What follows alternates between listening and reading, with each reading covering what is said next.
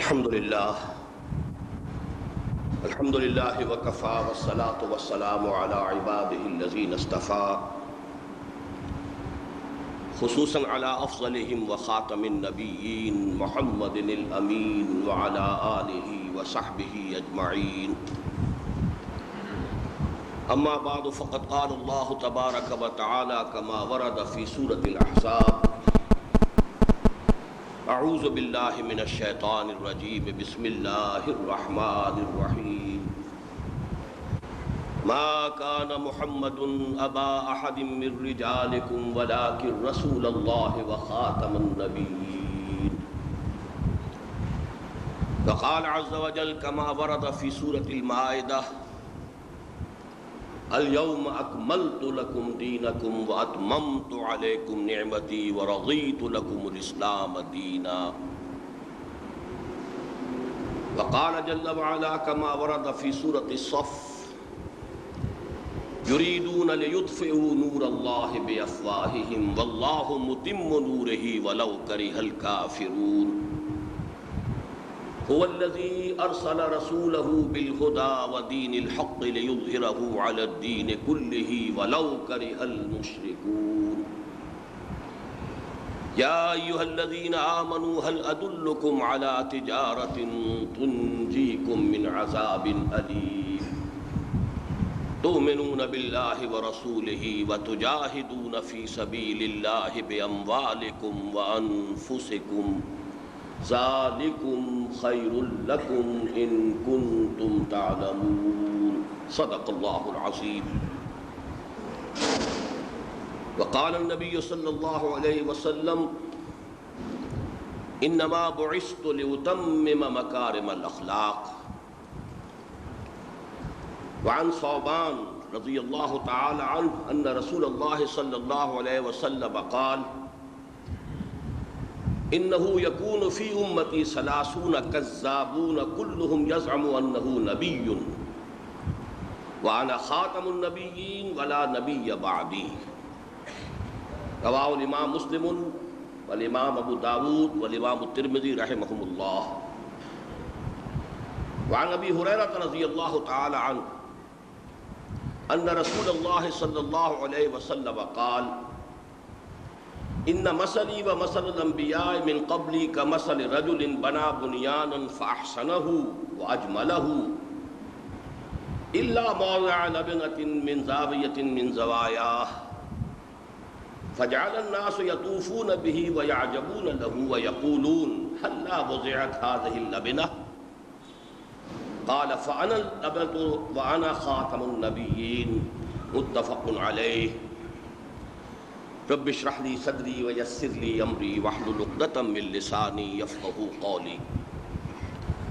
اللهم ربنا الهمنا رشدنا واعصمنا من شرور انفسنا. اللهم ارنا الحق حقا وارزقنا اتباعه وارنا الباطل باطلا وارزقنا اجتنابه. آمین یا رب العالمین.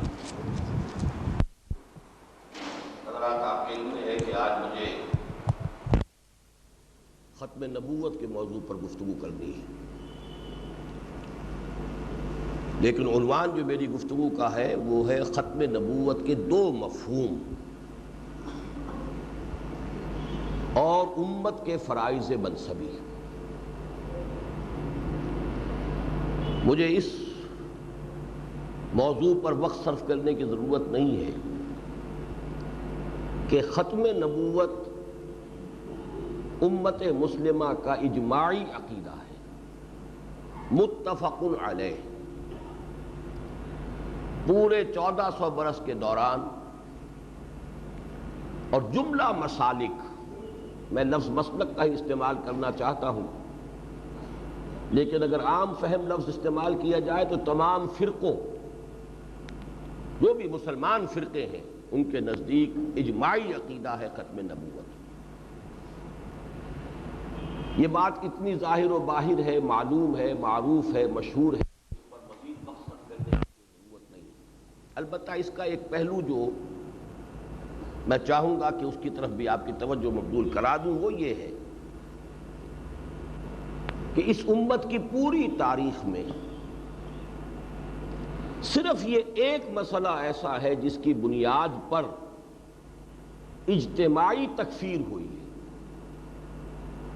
انفرادی تکفیر، کسی شخص کو کافر قرار دے دینا اس کے کسی فعل پر، کسی قول پر، کسی عمل پر، یہ انفرادی مسئلہ اور ہے، بالکل مختلف شے ہے۔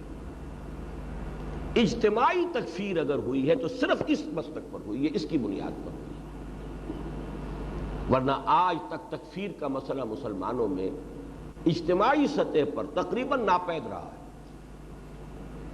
یہاں تک کہ سب سے زیادہ تلخ جو ہمارے درمیان اختلافات رہے وہ شیعہ سنی کے ہیں، لیکن اس میں بھی کبھی بھی تکفیر کے اوپر اجماع نہیں ہوا۔ پچھلے دنوں ہمارے ہاں کی ایک تحریک نے یقیناً کافر کافر شیعہ کافر اس کا نعرہ بلند کیا اور بہت زور شور سے کیا، لیکن جس کا نام ہے کہ امت کا جمع ہو جانا کسی موضوع پر، قدیم ترین اختلاف، تلخ ترین اختلاف جو ہے وہ تو شیعہ اور سنی کا ہے، لیکن تکفیر کا معاملہ نہیں ہوا۔ صرف ایک مسئلہ ہے اور وہ ہے ختم نبوت کا، کہ اس مہر کو جس نے توڑا ہے اس کی تکفیر پر اجماع ہوا۔ اور یہ ایک عجیب نکتہ ہے کہ یہ معاملہ یا تو امت کی تاریخ کے بالکل آغاز میں ہوا ہے یا یہ بالکل اختتامی دور ہے۔ میرے نزدیک یہ دور جس میں ہم سانس لے رہے ہیں اختتامی دور ہے، اگرچہ میری ایک تازہ تصنیف جو شائع ہوئی ہے اس پر ایک صاحب نے بڑا عمدہ فقرہ چست کیا۔ بعض اوقات تنقید بھی کسی انداز میں کی جاتی ہے، اور اگر اس میں اس حسن ہو تو جس پر تنقید کی جاتی ہے اسے بھی اچھی لگتی ہے۔ میری کتاب جو چھپی موجودہ اور سابقہ مسلمان امتوں کا ماضی، حال اور مستقبل، اس پر ایک صاحب نے جو ہمارے ہاں کے بہت بڑے سول آفیسر ہیں، ریٹائرڈ ہیں، صاحب تصنیف بھی ہیں، انہوں نے ایک فقرہ چست کیا، بڑا پیارا فقرہ تھا کہ آپ نے تو قیامت کو بہت ہی قریب دکھا دیا ہے۔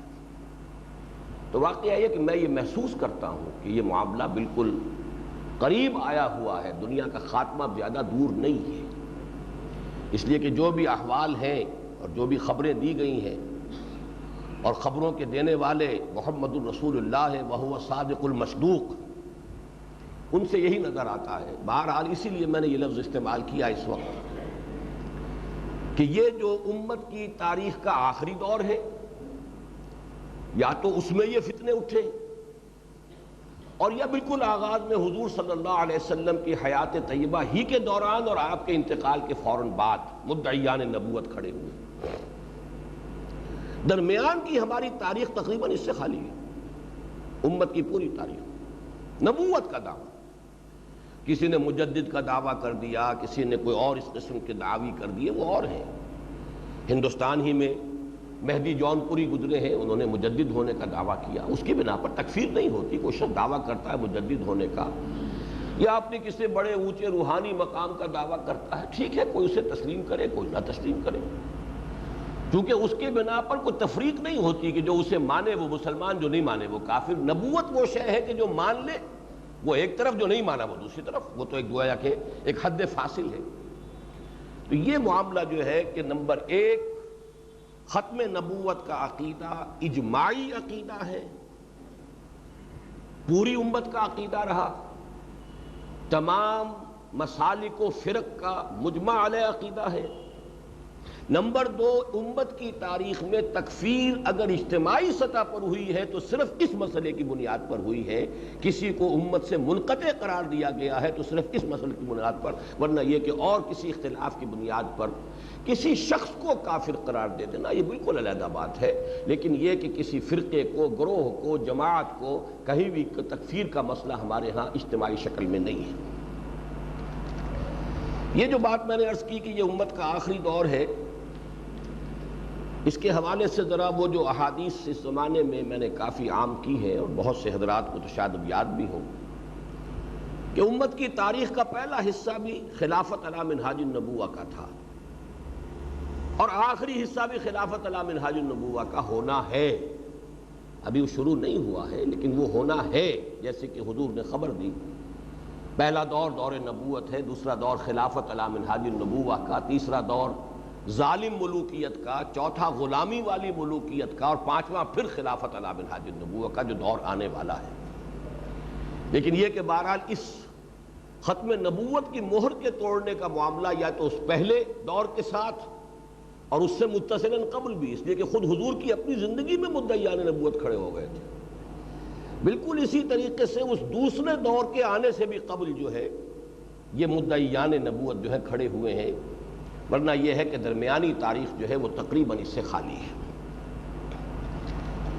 اب جو اصل میرا موضوع ہے وہ یہ ہے کہ ختم نبوت کے دو مفہوم ہیں، بات ایک ہی ہے، اس کے دو پہلو کہہ لیجئے، دو مفہوم کہہ لیجئے، دو ایسپیکٹس کہہ لیجئے،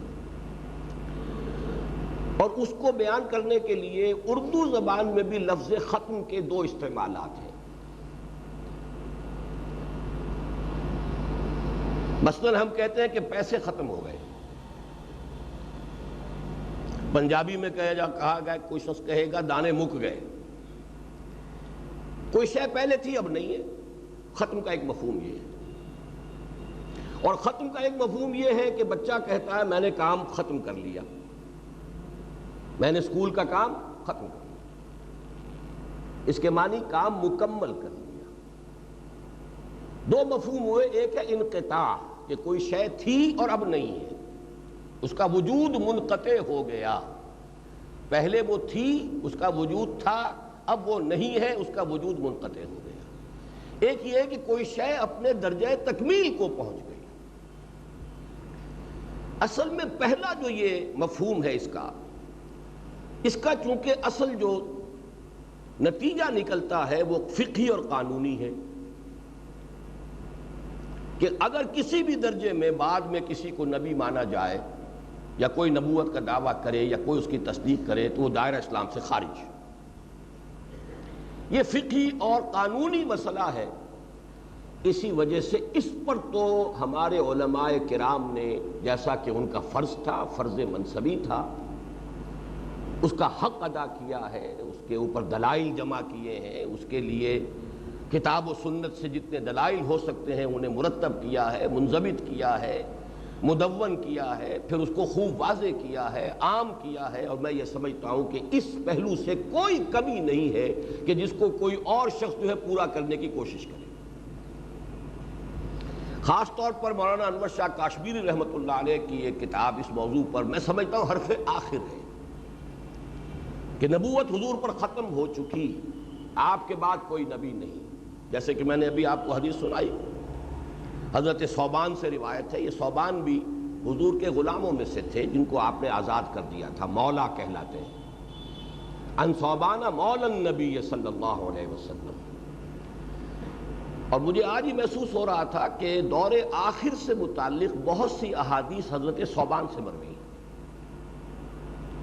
بہرحال مختلف صحابہ کا بھی اپنے اپنے ذوق تھے، سوالات جو ہے ہر شخص اپنے ذوق کے مطابق کرتا ہے، آپ کا اپنا ایک ذہن ہے، آپ ایک ہی کلاس کے اندر پڑھ رہے ہیں، استاد ایک ہی ہے، لیکن ایک شاگرد کوئی خاص قسم کے سوال کرتا ہے، دوسرا شاگرد کسی اور قسم کے سوال کرتا ہے۔ وہ ان شاگردوں کی اپنی مزاج، اپنی استاد طبع، اپنی ذہن جو ہے اس کی جو بھی سطح ہے اس کے اعتبار سے سوالات ہوتے ہیں۔ تو صحابہ کرام کے اندر بھی درجے تھے، ہم درجات عند اللہ، اللہ تعالیٰ کے ہاں ان کے بھی درجے ہیں۔ تو اس طریقے سے مختلف صحابہ سے آپ کو مختلف قسم کی احادیث اس اعتبار سے ملتی ہیں۔ مثلا ایک صحابی کہتے ہیں کہ دوسرے لوگ تو حضور صلی اللہ علیہ وسلم سے خیر کے بارے میں سوال کیا کرتے تھے، میں زیادہ تر فتنوں اور شر کے بارے میں سوال کیا کرتا تھا۔ اب یہ بھی گویا کہ ایک صحابی خود اپنا ایک مزاج بیان فرما رہے ہیں۔ اسی طرح سے معلوم ہوتا ہے کہ حضرت ثوبان کو بعد کے آنے والے حالات سے کوئی خصوصی دلچسپی تھی۔ وہ حدیث بھی انہی سے مروی ہے حضرت ثوبان سے رضی اللہ تعالیٰ عنہ کہ حضور نے فرمایا ان اللہ زوالی الارض، اللہ نے میرے لیے پوری زمین کو لپیٹ دیا، سکیڑ دیا، حتی رأیت مشارقہا و مغاربہا، یہاں تک کہ میں نے سارے مشرق دیکھ لیے، سارے مغرب دیکھ لیے۔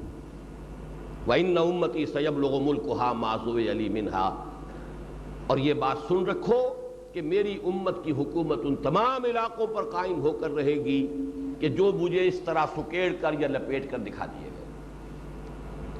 اب یہ حدیث جو ہے یہ بھی حضرت ثوبان سے اسی طرح کی یہ حدیث ہے، انہ سیکون فی امتی ثلاثون کذابون، میری امت میں 30 ایسے جھوٹے اٹھیں گے، کلہم یزعم انہ نبی، جن میں سے ہر شخص جو ہے وہ یہ زوم رکھے گا، خیال کرے گا، دعویٰ کرے گا، مغالطے میں ہوگا۔ زوم کا لفظ عام طور پر آتا ہے مغالطے میں، کسی شخص کو اپنے بارے میں بڑا مغالطہ ہے، بڑے زوم میں ہے۔ یہ زوم کا لفظ اردو میں بھی تقریباً اسی معنی میں استعمال ہوتا ہے، فرق صرف یہ کہ ہم زوم کہتے ہیں، عربی میں اصل میں لفظ زعم ہے۔ تو یزعم کلہم یزعم انہ نبی وانا خاتم النبیین ولا نبی بعدی، درا حال ہے کہ میں نبیوں کے سلسلے کو ختم کرنے والا ہوں اور میرے بعد کوئی نبی نہیں۔ کیٹیگوریکل ہے، اور بہت سی احادیث ہیں، میں اس میں وقت آپ کا لینا نہیں چاہتا۔ تو یہ بات کہ حضور آخری نبی ہے، آپ پر نبوت ختم ہو گئی، اور اس کے لیے دلائل، اس کی احادیث، اس کے ضمن میں تمام اقوال، امت کا اجماع، اس سب کو علماء امت نے میں سمجھتا ہوں کہ کما حقہ مرتب کر دیا، مدلل کر دیا، منقح کر دیا، مدون کر دیا، کھول دیا، واضح کر دیا، عام کر دیا۔ ایک دوسرا پہلو ہے، وہ ہے تکمیل نبوت و رسالت کا۔ ایسا نہیں ہے کہ نبوت کوئی ایسا فینومینن تھا کہ جو جیسے ہموار طریقے سے چلا آ رہا تھا سلسلہ، ایک جگہ آ کے ختم ہو گیا۔ کوئی باؤنڈری وال ہے، ایک جیسی اونچی ہے، 4 فٹ ہے، 5 فٹ ہے، چلی آ رہی، ایک جگہ آ کے ختم ہو گئی۔ ایک ختم کا یہ مفہوم بھی ہو سکتا ہے، یہاں تک یہ دیوار تھی، یہاں سے آگے نہیں ہے۔ یہ بڑا مغالطہ آمیز تصور ہے۔ اصل تصور کیا ہے؟ نبوت نے ارتقائی مراحل طے کیے ہیں، تدریجاً ارتقائی مراحل طے کر کے اپنے نقطۂ عروج و کمال کو پہنچ کر ختم ہوئی۔ ان دونوں تصورات میں زمین آسمان کا فرق ہے۔ پہلے تصور پر بعض عقلی استدلالات اور عقلی اعتراضات وارد ہو جاتے ہیں، اور وہی ہے کہ جنہوں نے بھی ختم نبوت کی مہر کو توڑا ہے انہوں نے اسے استعمال کیا ہے اور عام لوگوں کو بیوقوف بنایا۔ کچھ تو ہوتی ہے بات، آخر سوچئے کوئی تو بات تھی کہ غلام احمد قادیانی کے ماننے والوں میں سر ظفر اللہ خان جیسے اشخاص بھی تھے۔ مسلمانوں کا سا نام رکھنے والا تو ایک ہی سائنسدان ہے جو دنیا میں آج جس کا نام جانا جاتا ہے، جو نوبل پرائز ونرز کے اندر کسی درجے میں شامل ہوا ہے، وہ بھی قادیانی۔ ورلڈ بینک میں بڑے اونچے مقامات پر پہنچنے والا شخص، وہ بھی Qadiani, M M Ahmad, doctor Abdul Salam. International court of justice اس کا جج بننے والا سر ظفر اللہ خان۔ کیا وجہ ہے؟ ان سب کی بات کیسے ماری گئی؟ کوئی تو بات ہے، وہ بات کیا ہے اس کو سمجھیے کہ یہ اگر تصور رہے گا کہ جیسے کوئی شے ہموار چلی آ رہی تھی، آ کے ایک جگہ ختم ہو گئی، تو اس پر کچھ اعتراضات وارد ہوتے ہیں، جن کا توڑ اگر ہو سکتا ہے تو وہ تکمیل نبوت اور رسالت کے تصور سے ہو سکتا ہے، ورنہ ممکن ہی نہیں۔ ورنہ آپ سارا توڑ کریں گے محض نقل کی بنیاد پر، دیکھو جی حضور نے یہ فرمایا، دیکھو جی حدیث یہ ہے، اور وہ اس کی تعویل کرتے چلے جائیں گے، اس کی یہ تعویل ہے، اس کی یہ تعویل ہے، اس کی یہ تعویل ہے۔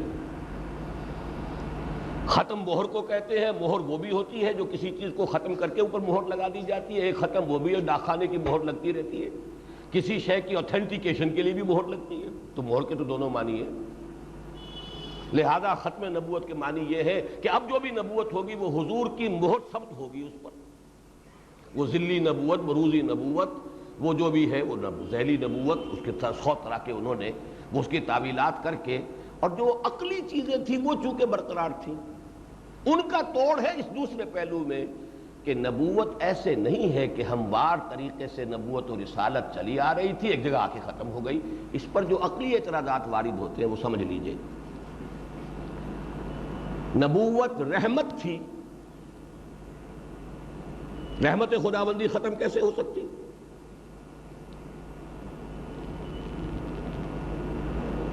نبوت رحمت تھی۔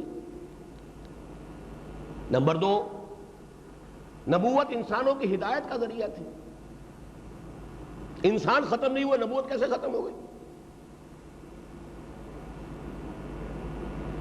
بلکہ انسان تو آج شاید دنیا کے کسی ایک بر اعظم میں جتنے ہیں پوری دنیا میں اس وقت اتنے نہیں تھے، آج کی آبادی جو ہے انسانوں کی۔ تو اگر لوگوں کی ہدایت کے لیے نبوت کا سلسلہ تھا تو لوگ تو ختم نہیں ہوئے، انسان تو موجود ہیں، ابھی اور بھی پیدا ہوں گے اور ہو رہے ہیں، تو نبوت کیسے ختم ہوگی؟ یہ ہے اصل وہ منطقی استدلال، اس کی بنیاد پر اجرائے وحی کا فلسفہ تراشا گیا۔ وحی جاری ہے، وحی کیسے ختم ہو سکتی ہے؟ وہی نعمت ہے، وہی ہدایت ہے، تو وہی ایک ہدایت، ایک نعمت، اس کا ختم ہونے کا کیا سوال ہے؟ اور وہ لوگوں کے لیے درکار ہے، لوگوں کی ضرورت تھی، کوئی اللہ کی ہابی تو نہیں تھی، کوئی مشغلہ تو نہیں تھا، کوئی کار عبث تو نہیں اللہ کر رہا تھا کہ پہلے وہ کار عبث جاری تھا اب ختم ہو گیا۔ اگر اس کی کوئی غرض تھی، کوئی غایت تھی، کوئی ضرورت تھی، کوئی افادیت تھی، کوئی اہمیت تھی تو اعلیٰ حال ہی برقرار ہے۔ کیا ضلالت ختم ہو گئی؟ ایک طرف شیطان اور اس کی قوت اور اس کی ذریت صلبی و مانوی، اسے تو چھوٹ ہے قیامت تک کے لیے، اور ہدایت کا سلسلہ منقطع ہو گیا۔ یہ ہے اصل چیزیں جس سے کہ وہ زمین ہموار ہوتی ہے، کہ جس کے اوپر پھر ظاہر بات ہے کہ جب یہ چیزیں سامنے آئیں گی تو اب وہ تعویلات کا، وہ جو اقبال نے کہا کہ تعویل کا پھندا کوئی صیاد لگا دے، یہ شاخ نشیمن سے اترتا ہے بہت جلد۔ پنجابی مسلمان کے بارے میں خاص طور پر، ارے خود پنجابی تھے، چلیے شاید یہ کہہ کر اپنے آپ کو بری کر لیتے ہو کہ میں پنجابی نہیں، میں تو کشمیری ہوں، لیکن پنجابی مسلمان کی جو شان انہوں نے بیان کی ہے وہ یہ ہے کہ تعویل کا پھندا کوئی صیاد لگا دے، یہ شاخ نشیمن سے اترتا ہے بہت جلد۔ بہرحال یہ جو میں نے باتیں آپ سے عرض کی ہیں، اس کا توڑ اصل میں اگر ہے تو وہ اس میں ہے کہ ختم نبوت کا مفہوم اصل یہ ہے کہ نبوت و رسالت ارتقائی مراحل طے کر کے اپنے نقطۂ عروج و کمال کو پہنچ کر ختم ہوئی۔ اس سے ان سارے عقلی اشکالات، اعتراضات کا کامل توڑ ہوتا ہے، اور جب تک یہ سامنے نہیں ہوگا در حقیقت اس مسئلے کا سد باب ممکن نہیں ہے۔ یہ جو تکمیل کا معاملہ ہے، ایک بڑی خوبصورت حدیث ہے، وہ میں اب آپ کو سنا رہا ہوں، بلکہ میں سنا چکا ہوں، اب اس کا ترجمہ بھی سن لیجئے۔ اس حدیث کو بدقسمتی سے بہت کم عام کیا گیا ہے، حالانکہ حدیث ہے اور یہ متفق علیہ روایت ہے۔ حدیث کے الفاظ یہ حضرت ابو ہریرہ رضی اللہ تعالی عنہ سے یہ روایت کیا گیا کہ حضور نے ارشاد فرمایا، ان مثلی و مثل الانبیاء من قبلی، میری مثال اور مجھ سے پہلے جو نبی آئے ان کی مثال کا مثل رجل ایسی ہے جیسے ایک شخص تھا، بنا بنیانن، اس نے ایک عمارت بنائی، تعمیر کی، فاحسنہ واجملہ، نہایت خوبصورت اور نہایت عمدہ، یعنی یوں سمجھیے عالی شان عمارت بھی اور اس پر آرکیٹیکچرل ٹچز اور بیوٹی، ہر شے جو ہے اس کی مکمل، احسنہ واجملہ، اس کے اندر تزیین، آرائش، تجمیل، تحسین سب جو ہے اس نے بدرجہ کمال کر لیا۔ الا موضع لبنۃ من زاویۃ من زوایاها، سوائے یہ کہ اس کے ایک کونوں میں سے ایک کونے میں ایک اینٹ کا خلا تھا، وہ رہ گیا، وہ خلا ہے۔ فجعل الناس یطوفون به، اب لوگ اس عمارت کا چکر لگاتے تھے، دیکھتے تھے، شاندار عمارت ہے، بڑی اس کی تعریف کرتے تھے، وَيَعْجَبُونَ لَهُ، اور بڑی ہی اس کی تعریف کرتے تھے، بہت عمدہ دیکھتے تھے، سمجھتے تھے۔ وَيَقُولُونَ، وہ کہتے تھے، هَلَّا بُنِيَتْ هَذِهِ اللَّبْنَةُ، یہ اینٹ کیوں نہیں رکھی گئی، یہ خلا کیوں چھوڑ دیا گیا، اتنی محنت کی ہے محنت کرنے والے نے، اتنی خوبصورتی کی، یہ خلا جو ہے یہ کیوں چھوڑ دیا گیا؟ قَالَ فَأَنَا اللَّبْنَةُ، میں ہوں وہ اینٹ، وَأَنَا خَاتَمُ النَّبِيِّينَ، اور میں ہوں وہ کہ جس نے کہ اس نبوت کی تکمیل کر دی ہے، عمارت مکمل ہو گئی، اس عمارت میں ایک خلا تھا، اس عمارت میں ایک اینٹ جو ہے اس کا رکھنا باقی تھا، اس اینٹ کی شکل میں اللہ تعالیٰ نے مجھے بھیجا ہے جس سے کہ اب یہ عمارت پورے طور پر تکمیل پذیر ہو گئی۔ یہ ہے در حقیقت وہ تکمیل رسالت کا۔ ویسے تو حدیث کے اعتبار سے تو یہ مفہوم ہے، لیکن میں یہ چاہتا ہوں کہ اب اس کو آپ ذرا اچھی طریقے سے سمجھیے، اس لیے کہ اس مفہوم کو سمجھنے ہی سے دو باتیں سمجھ میں آئیں گی۔ نمبر ایک یہ کہ حضور کی جو فضیلت ہے زمرہ انبیاء میں، اس کی بنیاد جو ہے وہ بھی اسی حدیث کی اسی کی بنیاد پر، تکمیل والے مسئلے کی بنیاد سے ہی سمجھ میں آنے والی بات ہے۔ ورنہ آپ سوچئے، نبی آئے، 1.25 لاکھ آئے، ان میں سے ایک نبی حضور بھی تھے، تو کون سی فضیلت ہوئی؟ بلکہ اگر برا نہ مانے، بعض باتیں ایسی ہوتی ہیں کہتے ہوئے میں جھجکتا ہوں۔ کوئی زنجیر ہے، اس کی پہلی کڑی بھی ہوگی، پھر اس میں اور 1000 کڑیاں ہیں، 1.25 لاکھ کڑیاں، ایک آخری بھی کڑی ہے، کیا فرق واقع ہوا؟ بلکہ شاید یہ کہا جا سکے کہ پہلی کڑی کی فضیلت ہے، جہاں سے بات شروع ہوئی، جہاں اگر ختم ہو گئی اس میں فضیلت کی بات تو کوئی نہ ہوئی۔ ایک واقعہ ہو سکتا ہے کہ یہ فیکٹ ہے کہ یہ آخری کڑی ہے، اس کے بعد کوئی کڑی نہیں ہے، لیکن یہ فضیلت کا پہلو کون سا ہوا؟ اور اگر وہ کوئی شے خیر کی تھی تو شروع کرنے والی کڑی جو ہے اس کو فضیلت حاصل ہوئی، جہاں سے خیر شروع ہوا، جہاں کہ خیر ختم ہو گیا اس کے اندر تو فضیلت کی کوئی پہلو نہیں۔ جبکہ فضیلت کا پہلو اس میں ہے کہ نبوت و رسالت کی آپ پر تکمیل ہو گئی۔ یہ فضیلت اگر یہ سمجھ میں نہیں آتا تو فضیلت نبوی کی کوئی بنیاد ہی نہیں۔ اور دوسری بات، جیسا کہ میں نے عرض کیا ہے کہ وہ جو عقلی اعتراضات و استدلالات ہیں، ان سب کا توڑ اگر ہے تو وہ اس فضیلت والے پہلو سے اور اس تکمیلی پہلو کے سمجھنے سے ممکن ہے، ورنہ ممکن نہیں۔ اسی لیے میں نے اب آپ کو جو آیات مزید سنائی، پہلی آیت جو تھی وہ تو خاتم النبیین کے حوالے سے ختم نبوت کے موضوع پر جب بھی تقریر کی جائے گی وہ سورہ احزاب کی وہ آیت لا محالہ اس کا حوالہ ہے۔ ما کان محمد ابا احد من رجالکم ولکن رسول اللہ وخاتم النبیین۔ ختم نبوت کے موضوع پر ہر تقریر کا عنوان یہی آیت بنے گی، پھر کچھ احادیث آ جائیں گی۔ اور یہ چونکہ پہلو وہ ہے جو میں نے عرض کیا ہے کہ اس میں حق ادا کر چکے علماء کرام، لہذا اس کے ضمن میں کچھ مزید کہنے کی مجھے ضرورت نہیں۔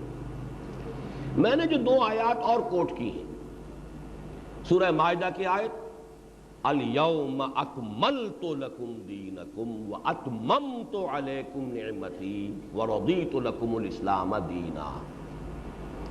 اب اس میں 2 الفاظ نوٹ کیجئے، اکمال، اتمام۔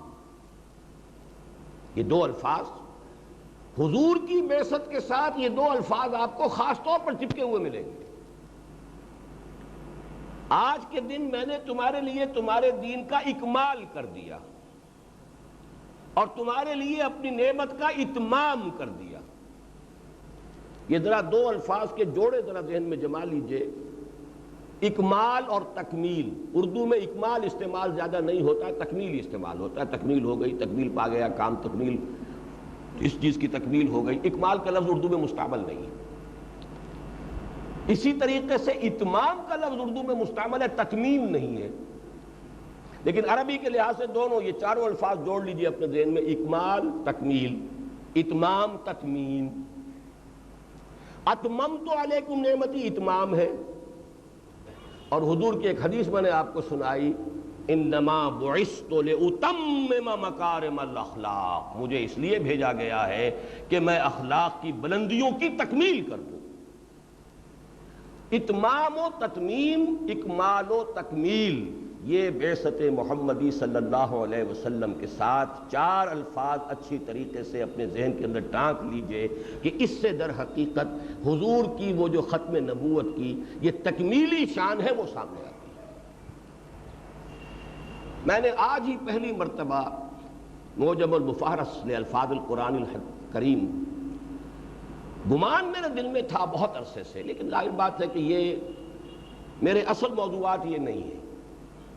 میرے اصل موضوعات آپ کے علم میں کچھ اور ہیں، اقامت دین کی جد و جہد، اسلامی انقلاب کی جد و جہد، اس کے لیے لوگوں کو جمع کرنا، بلانا، اس کا طریقہ کار واضح کرنا، یہ جو ہے میرے لیے یہ میرے مین ٹاپکس میں سے نہیں ہے۔ بہت مرتبہ دل میں خیال آیا کہ جس طریقے سے حضور کے لیے لفظ رسول آیا ہے، رسولہ، شاید اس انداز میں کسی دوسرے رسول کے لیے یہ لفظ نہیں آیا۔ قرآن پڑھتے ہوئے کبھی کبھی یہ گمان ہوتا تھا، لیکن یہ کہ مجھے کبھی اتنا وقت نہیں ملا کہ میں اس کی تحقیق کروں۔ میرا ذہن تو ادھر منتقل ہوا تھا اصل میں علامہ اقبال کے اس شعر سے کہ عبد دیگر عبدہو چیزیں دیگر، ما سراپا انتظار او منتظر۔ اب اس شعر کا میں اس وقت وضاحت نہیں کروں گا، جو حضرات بھی اسے سمجھتے ہیں بس اس کا حوالہ صرف نوٹ کر لیں۔ عبد اور ہے، عبدہ یہ اور شے ہے، اگرچہ یہاں اس شعر میں یہ مفہوم کچھ اور ہے، مضمون کچھ اور ہے، لیکن لفظی مناسبت سے رسول ہونا اور ہے، رسولہ یہ کچھ مختلف سی شے ہے۔ آج میں نے تحقیق کر لی 84 مرتبہ قرآن مجید میں رسولہ رسولہ رسول ہی آیا ہے، ایک مرتبہ بھی حضور کے سوا کسی کے لیے نہیں آیا۔ رسولنا 2 مرتبہ حضور کے لیے آیا، 4 مرتبہ۔ صرف ایک ایکسیپشن ہے، رسولی حضرت عیسیٰ علیہ السلام کے لیے آیا، ان آمنوا بی و برسولی، ایک ایکسیپشن ہے۔ لیکن 90 مرتبہ کے استعمالات میں اگر ایک ایکسیپشن ہے تو انگریزی کا تو قاعدہ یہ ہے کہ ایکسیپشنز پروو دی رول۔ میرا اصول ثابت ہو گیا کہ عبد دیگر، عبدہ چیزیں دیگر۔ رسول سب ہے، رسول کا تمام و کمال اطلاق صرف محمد پر ہوتا ہے صلی اللہ علیہ وسلم۔ میں نے نقلاً ثابت کیا کہ قرآن مجید میں اس ترکیب کے ساتھ رسولہ یہ حالت نسبی ہے، رسولہ یہ حالت رفعی ہے، رسولہ یہ حالت جری ہے، ان تینوں شکلوں میں یہ لفظ حضور کے سوا پورے قرآن میں کسی رسول کے لیے نہیں آیا۔ لیکن اس کو پھر بھی میں کوئی دلیل نہیں کہہ رہا، جب رسول اور بھی ہیں، حضرت عیسیٰ بھی رسول تھے، حضرت موسیٰ بھی رسول تھے، حضرت نوح بھی رسول تھے، حضرت ہود بھی رسول تھے، رسول تو سبھی تھے۔ لیکن کوئی بات ہے کہ یہ لفظ جو ہے اس انداز میں اس سے جو چیز اخذ کرتا ہوں، اس کو آپ زیادہ کہہ سکتے ہیں ذوقی دلیل ہے۔ یہ میں اپنے ذوق کی بنیاد پر یہ عرض کر رہا ہوں کہ اس سے میں یہ اخذ کرتا ہوں کہ اللہ کی رسالت کا مصداق کامل و اتم محمد الرسول اللہ ہے۔ فلسٹ کنوٹیشن آف دس ورڈ، اس کی جامع ترین، کامل ترین اس کا مفہوم پورا ہوتا ہے صرف محمد میں صلی اللہ علیہ وسلم۔ اب اس کی میں ذرا آپ کے سامنے ایک اور اعتبار سے بھی بات رکھ دوں۔ ہمارے ہاں مختلف رسولوں کی نسبتوں کے لیے بھی مختلف الفاظ مستعمل ہیں۔ آدم صفی اللہ، عیسیٰ روح اللہ، ابراہیم خلیل اللہ، اسماعیل ذبیح اللہ، موسیٰ کلیم اللہ، چل کرتے جائیے، نجی اللہ، لیکن محمد رسول اللہ صلی اللہ علیہ وسلم۔ گویا کہ نسبت رسالت اپنے نقطہ عروج و تکمیل اور کمال کو پہنچی ہے محمد الرسول اللہ صلی اللہ علیہ وسلم کی شخصیت میں۔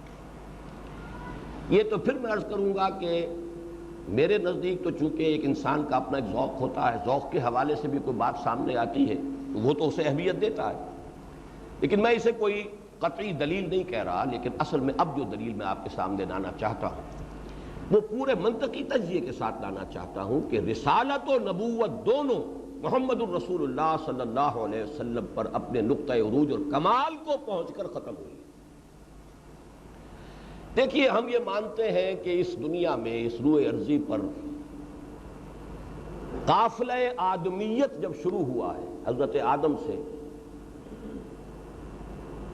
تو اس کو ہم یہ کہہ سکتے ہیں کہ قافلہ انسانیت اور قافلہ نبوت دونوں نے بیک وقت سفر شروع کیا ہے۔ آدم پہلے انسان بھی ہیں اور آدم پہلے نبی بھی ہیں، دونوں قافلوں کا سفر بیک وقت شروع ہوا۔ لگ بھگ 6000 برس 8000 برس جتنا بھی حضرت آدم اور حضور کے درمیان فصل ہو، یقین کے ساتھ تو کچھ نہیں کہا جا سکتا۔ بہرحال یہ کوئی لاکھوں کروڑوں برس کا مسئلہ نہیں ہے۔ وہ جو بایولوجی میں گفتگو ہوتی ہے ملینز آف ایئرز اور بلینز آف ایئرز کی، وہ در حقیقت ہومو سیپینز کے حوالے سے ہے، انسان آدم جس کو ہم کہتے ہیں اس کے حوالے سے نہیں ہے۔ آدم، اب یہ مسئلہ اس وقت جو ہے، یہ اس وقت میں اس کی وضاحت میں تفصیل میں نہیں جا سکتا، یہ میرے موضوعات میں سے ہے، اس پر میرے کیسٹس بھی موجود ہیں، لیکن یہ کہ جہاں تک اندازہ ہو سکتا ہے ہمارے پاس، یا تو یہ کہ بائبل ہے، تورات ہے، تورات میں انبیاء کی تاریخ جو ہے کرونالوجیکل آرڈر میں ہے، زمانی ترتیب کے ساتھ ہے، یا پھر جو بھی دنیا کے شواہد ہیں، تاریخ کے جو دوسرے سورسز ہیں اس کے حوالے سے اگر جائزہ لیا جائے تو حضرت آدم آج سے 8,000 نہیں تو میکسیمم 10,000 برس قبل کی شخصیت ہے۔ تو اگر ایسا ہے تو 8,500 برس تک یا 6,500 برس تک دونوں قافلے ساتھ ساتھ چلے، نبوت آدمیت،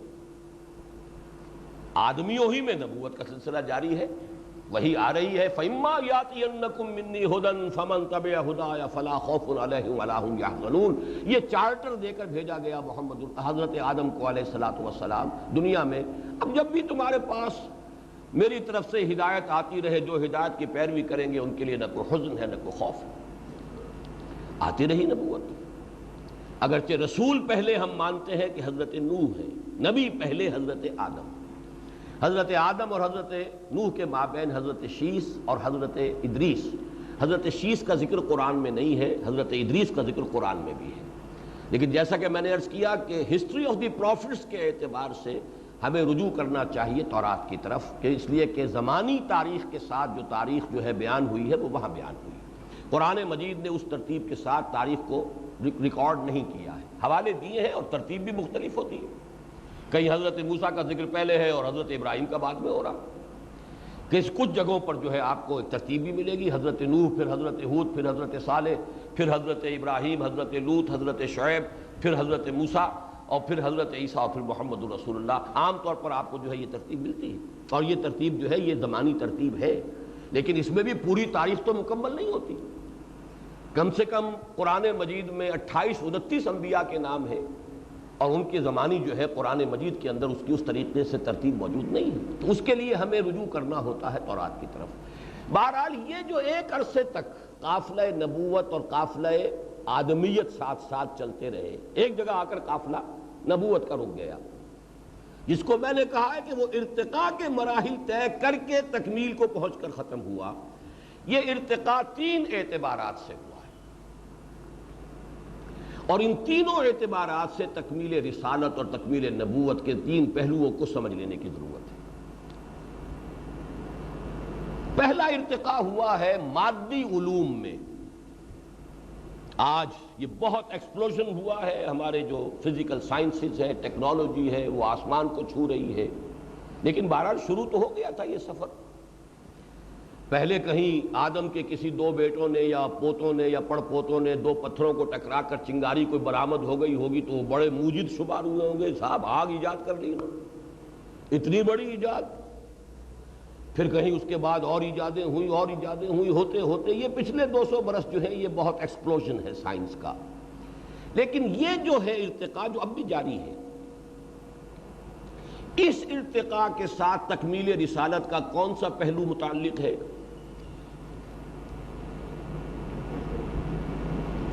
حضور سے پہلے تمام رسول صرف علاقائی یا قومی رسول تھے، کل نوع انسانی کے لیے صرف ایک رسول ہے جو مبعوث ہوئے، اور وہ محمد رسول اللہ صلی اللہ علیہ وسلم۔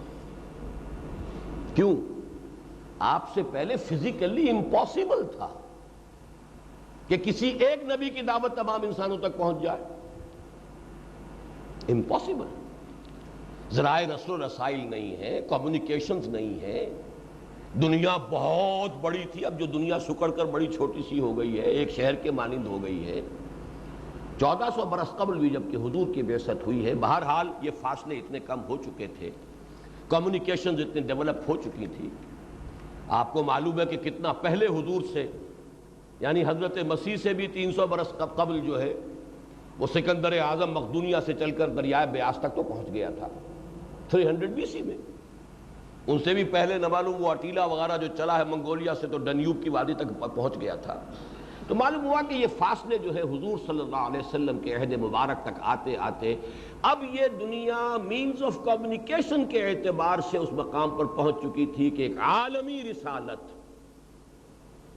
بین الانسانی یا بین الاقوامی رسالت جو ہے، اس اعتبار سے اب دنیا قابل ہو گئی ہے کہ اس رسول کو بھیج دیا جائے جو پوری نوع انسانی کی طرف رسول بنا کر بھیجا گیا۔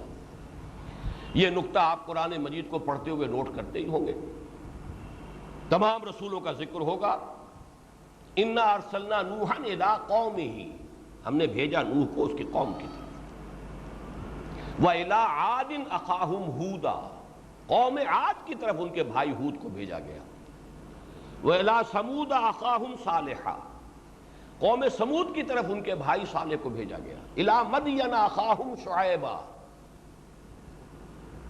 صرف محمد الرسول اللہ ہے جن کے بارے میں قرآن صراحت کرتا ہے وَمَا أَرْسَلْنَاكَ إِلَّا رَحْمَةً لِّلْعَالَمِينَ وَمَا أَرْسَلْنَاكَ إِلَّا كَافَّةً لِّلنَّاسِ بَشِيرًا وَنَذِيرًا، ہم نے نہیں بھیجا ہے محمد آپ کو مگر تمام جہان والوں کے لیے رحمت بنا کر، اور ہم نے نہیں بھیجا ہے محمد آپ کو مگر تمام انسانوں کے لیے بشیر اور نذیر بنا کر.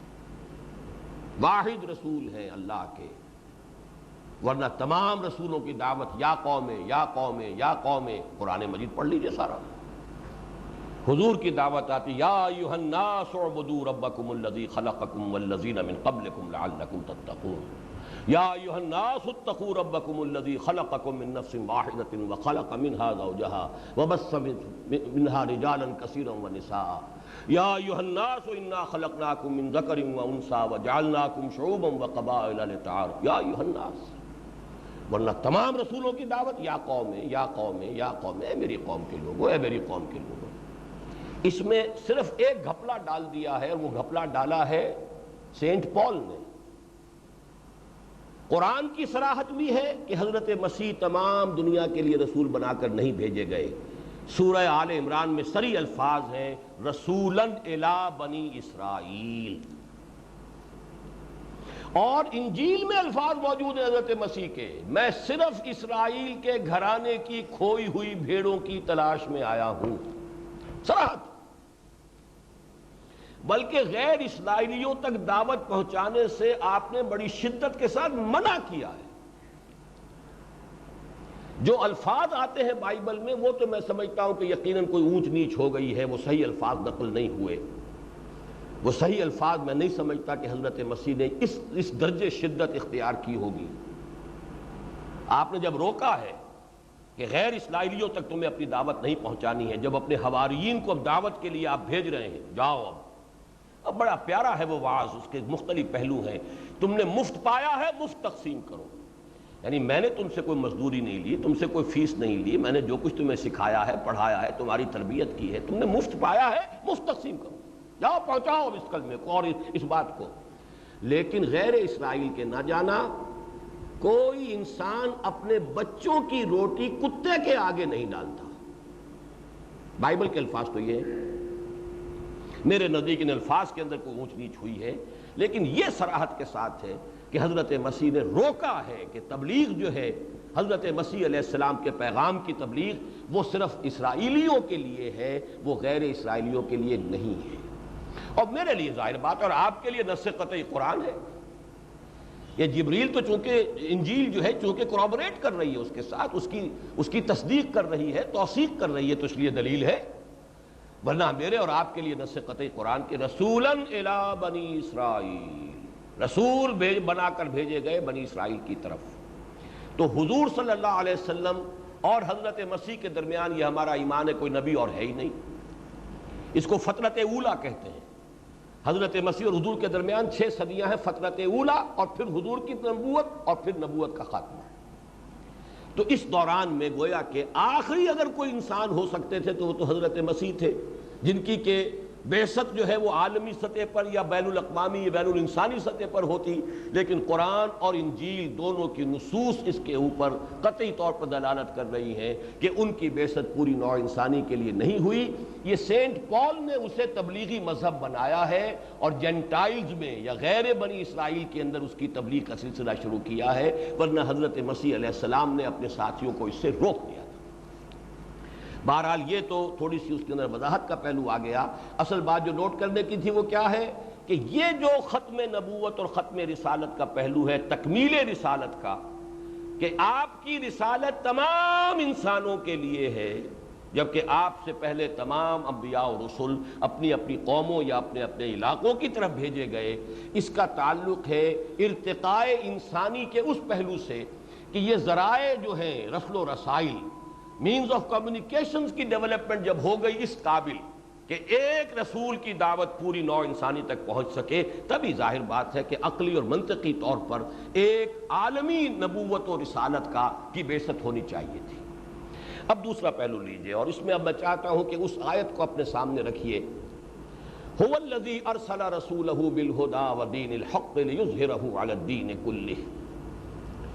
میں نے اس سے پہلی آیت بھی آپ کو پڑھ کر سنائی تھی، سورہ صف کی، یریدون لیطفئوا نور اللہ بافواہہم واللہ متم نورہ۔ اس آیت کا اس وقت جو ہے میری اس گفتگو سے تعلق صرف اتنا اپنے ذہن میں رکھیے کہ وہی اتمام کا لفظ آ گیا یہاں بھی۔ حضور کی بعثت کے ساتھ جو میں نے کہا ہے کہ اکمال و تکمیل اور اتمام و تتمیم، یہ جو تصورات ہیں ان کو ذہن کے اندر ہمیشہ قائم رکھیے۔ تو یہاں بھی فرمایا یہ چاہتے ہیں کہ اللہ کے نور کو اپنے منہ کی پھونکوں سے بجھا دیں، اللہ اپنے نور کا اتمام فرما کر رہے گا، خواہ یہ کافروں کو کتنا ہی ناپسند۔ اب اگلی آیت ہے جو قرآن مجید میں 3 دفعہ آیت کا یہ حصہ بغیر کسی ایک شوشے کے فرق کے وارد ہوا ہے، هو الذی ارسل رسولہ بالہدی ودین الحق لیظہرہ علی الدین کلہ۔ 2 جگہ پر ہے وَلَوْ كَرِهَ الْمُشْرِكُونَ، سورہ صف اور سورہ توبہ میں، اور ایک جگہ سورہ فتح میں ہے وَكَفَى بِاللَّهِ شَهِيدًا۔ لیکن ہوا سے لے کر اور دین ہی کل ہی تک کوئی فرق نہیں۔ هو الذی ارسل رسولہ بالہدی ودین الحق لیظہرہ علی الدین کلہ۔ یہاں میں رسولہ یہ پہلے بیان کر چکا ہوں، عبد دیگر، عبدہ چیزیں دیگر۔ یہاں رسولہ اس رسول کامل کے مفہوم میں، اور اس کے ساتھ ذہن میں ٹانک لیجئے کہ اس کا پہلا مظہر کیا ہے، پوری نوع انسانی کے لیے رسول۔ اب یہ کہ 2 چیزیں دے کر آپ بھیجے گئے، بالہدی و دین الحق۔ ایک آپ کو الہدی دی گئی، الہدی ہدایت، لیکن الہدی اور ہدن اس میں جو فرق ہے اسے نوٹ کر لیجئے۔ انگریزی میں آپ کہیں گے اے بک اور دی بک، کیا فرق ہے؟ زمین و آسمان کا فرق ہو گیا کہ نہیں؟ اے مین، دی مین، زمین و آسمان کا فرق ہے۔ ہدن نکرہ ہے، ہدایت۔ الہدی، اب یہ الف لام یا تو حصر کر رہا ہے، اور اس میں بھی سمجھیے وہ اتمام اور تکمیل، ہدایت کاملہ القرآن، جس میں کہ اللہ تعالیٰ کی ہدایت کامل ہو گئی۔ اب اس کو سمجھیے، نوع انسانی کا ارتقاء ایک میں نے عرض کیا کہ وہ ہوا ہے خالص مادی سطح پر، جس سے تعلق ہے ذرائع رسل و رسائل، مینز آف کمیونیکیشن کا، جس کے بنا پر رسالت جو ہے قومی رسالت اور علاقائی رسالت سے بڑھ کر عالمی رسالت بن گئی۔ دوسرا تعلق ہے ہدایت کا۔ یہ ہدن کا لفظ آیا تھا جب حضرت آدم کو چارٹر دیا گیا، جاؤ اب سنبھالو دنیا کی خلافت۔ فَإِمَّا يَأْتِيَنَّكُم مِّنِّي هُدًى فَمَن تَبِعَ هُدَايَ فَلَا خَوْفٌ عَلَيْهِمْ وَلَا هُمْ يَحْزَنُونَ۔ یہی لفظ آتا تورات کے بارے میں، اِنَّا أَنزَلْنَا التَّوْرَاةَ فِيهَا هُدًى وَنُورٌ۔ ہم نے ہی تورات نازل کی تھی، اس میں ہدایت بھی تھی، نور بھی تھا، یا ہدایت بھی ہے، نور بھی ہے۔ یہی لفظ آیا انجیل کے بارے میں، فیہ ہدی و نور، سورہ مائدہ میں ہے، ہدایت بھی ہے، نور بھی ہے۔ یہ ہدن جو ہے ارتقاء پا کر تدریجی مراحل طے کر کے الہدی کی شکل میں کامل ہوئی ہے محمد الرسول اللہ صلی اللہ علیہ وسلم۔ اس کا تعلق ہے اس کے ساتھ، یہ جو بھی فلسفے کا طالب علم ہے اور ہسٹری آف فلسفی سے جس کو کوئی شغف ہے وہ جانتا ہے، تاریخ انسانی کے 1200 برس، سب سے پہلے مجھ سے یہ بات کہی تھی پروفیسر یوسف سلیم چشتی رحمہ اللہ، اللہ تعالیٰ ان کی مغفرت فرمائے۔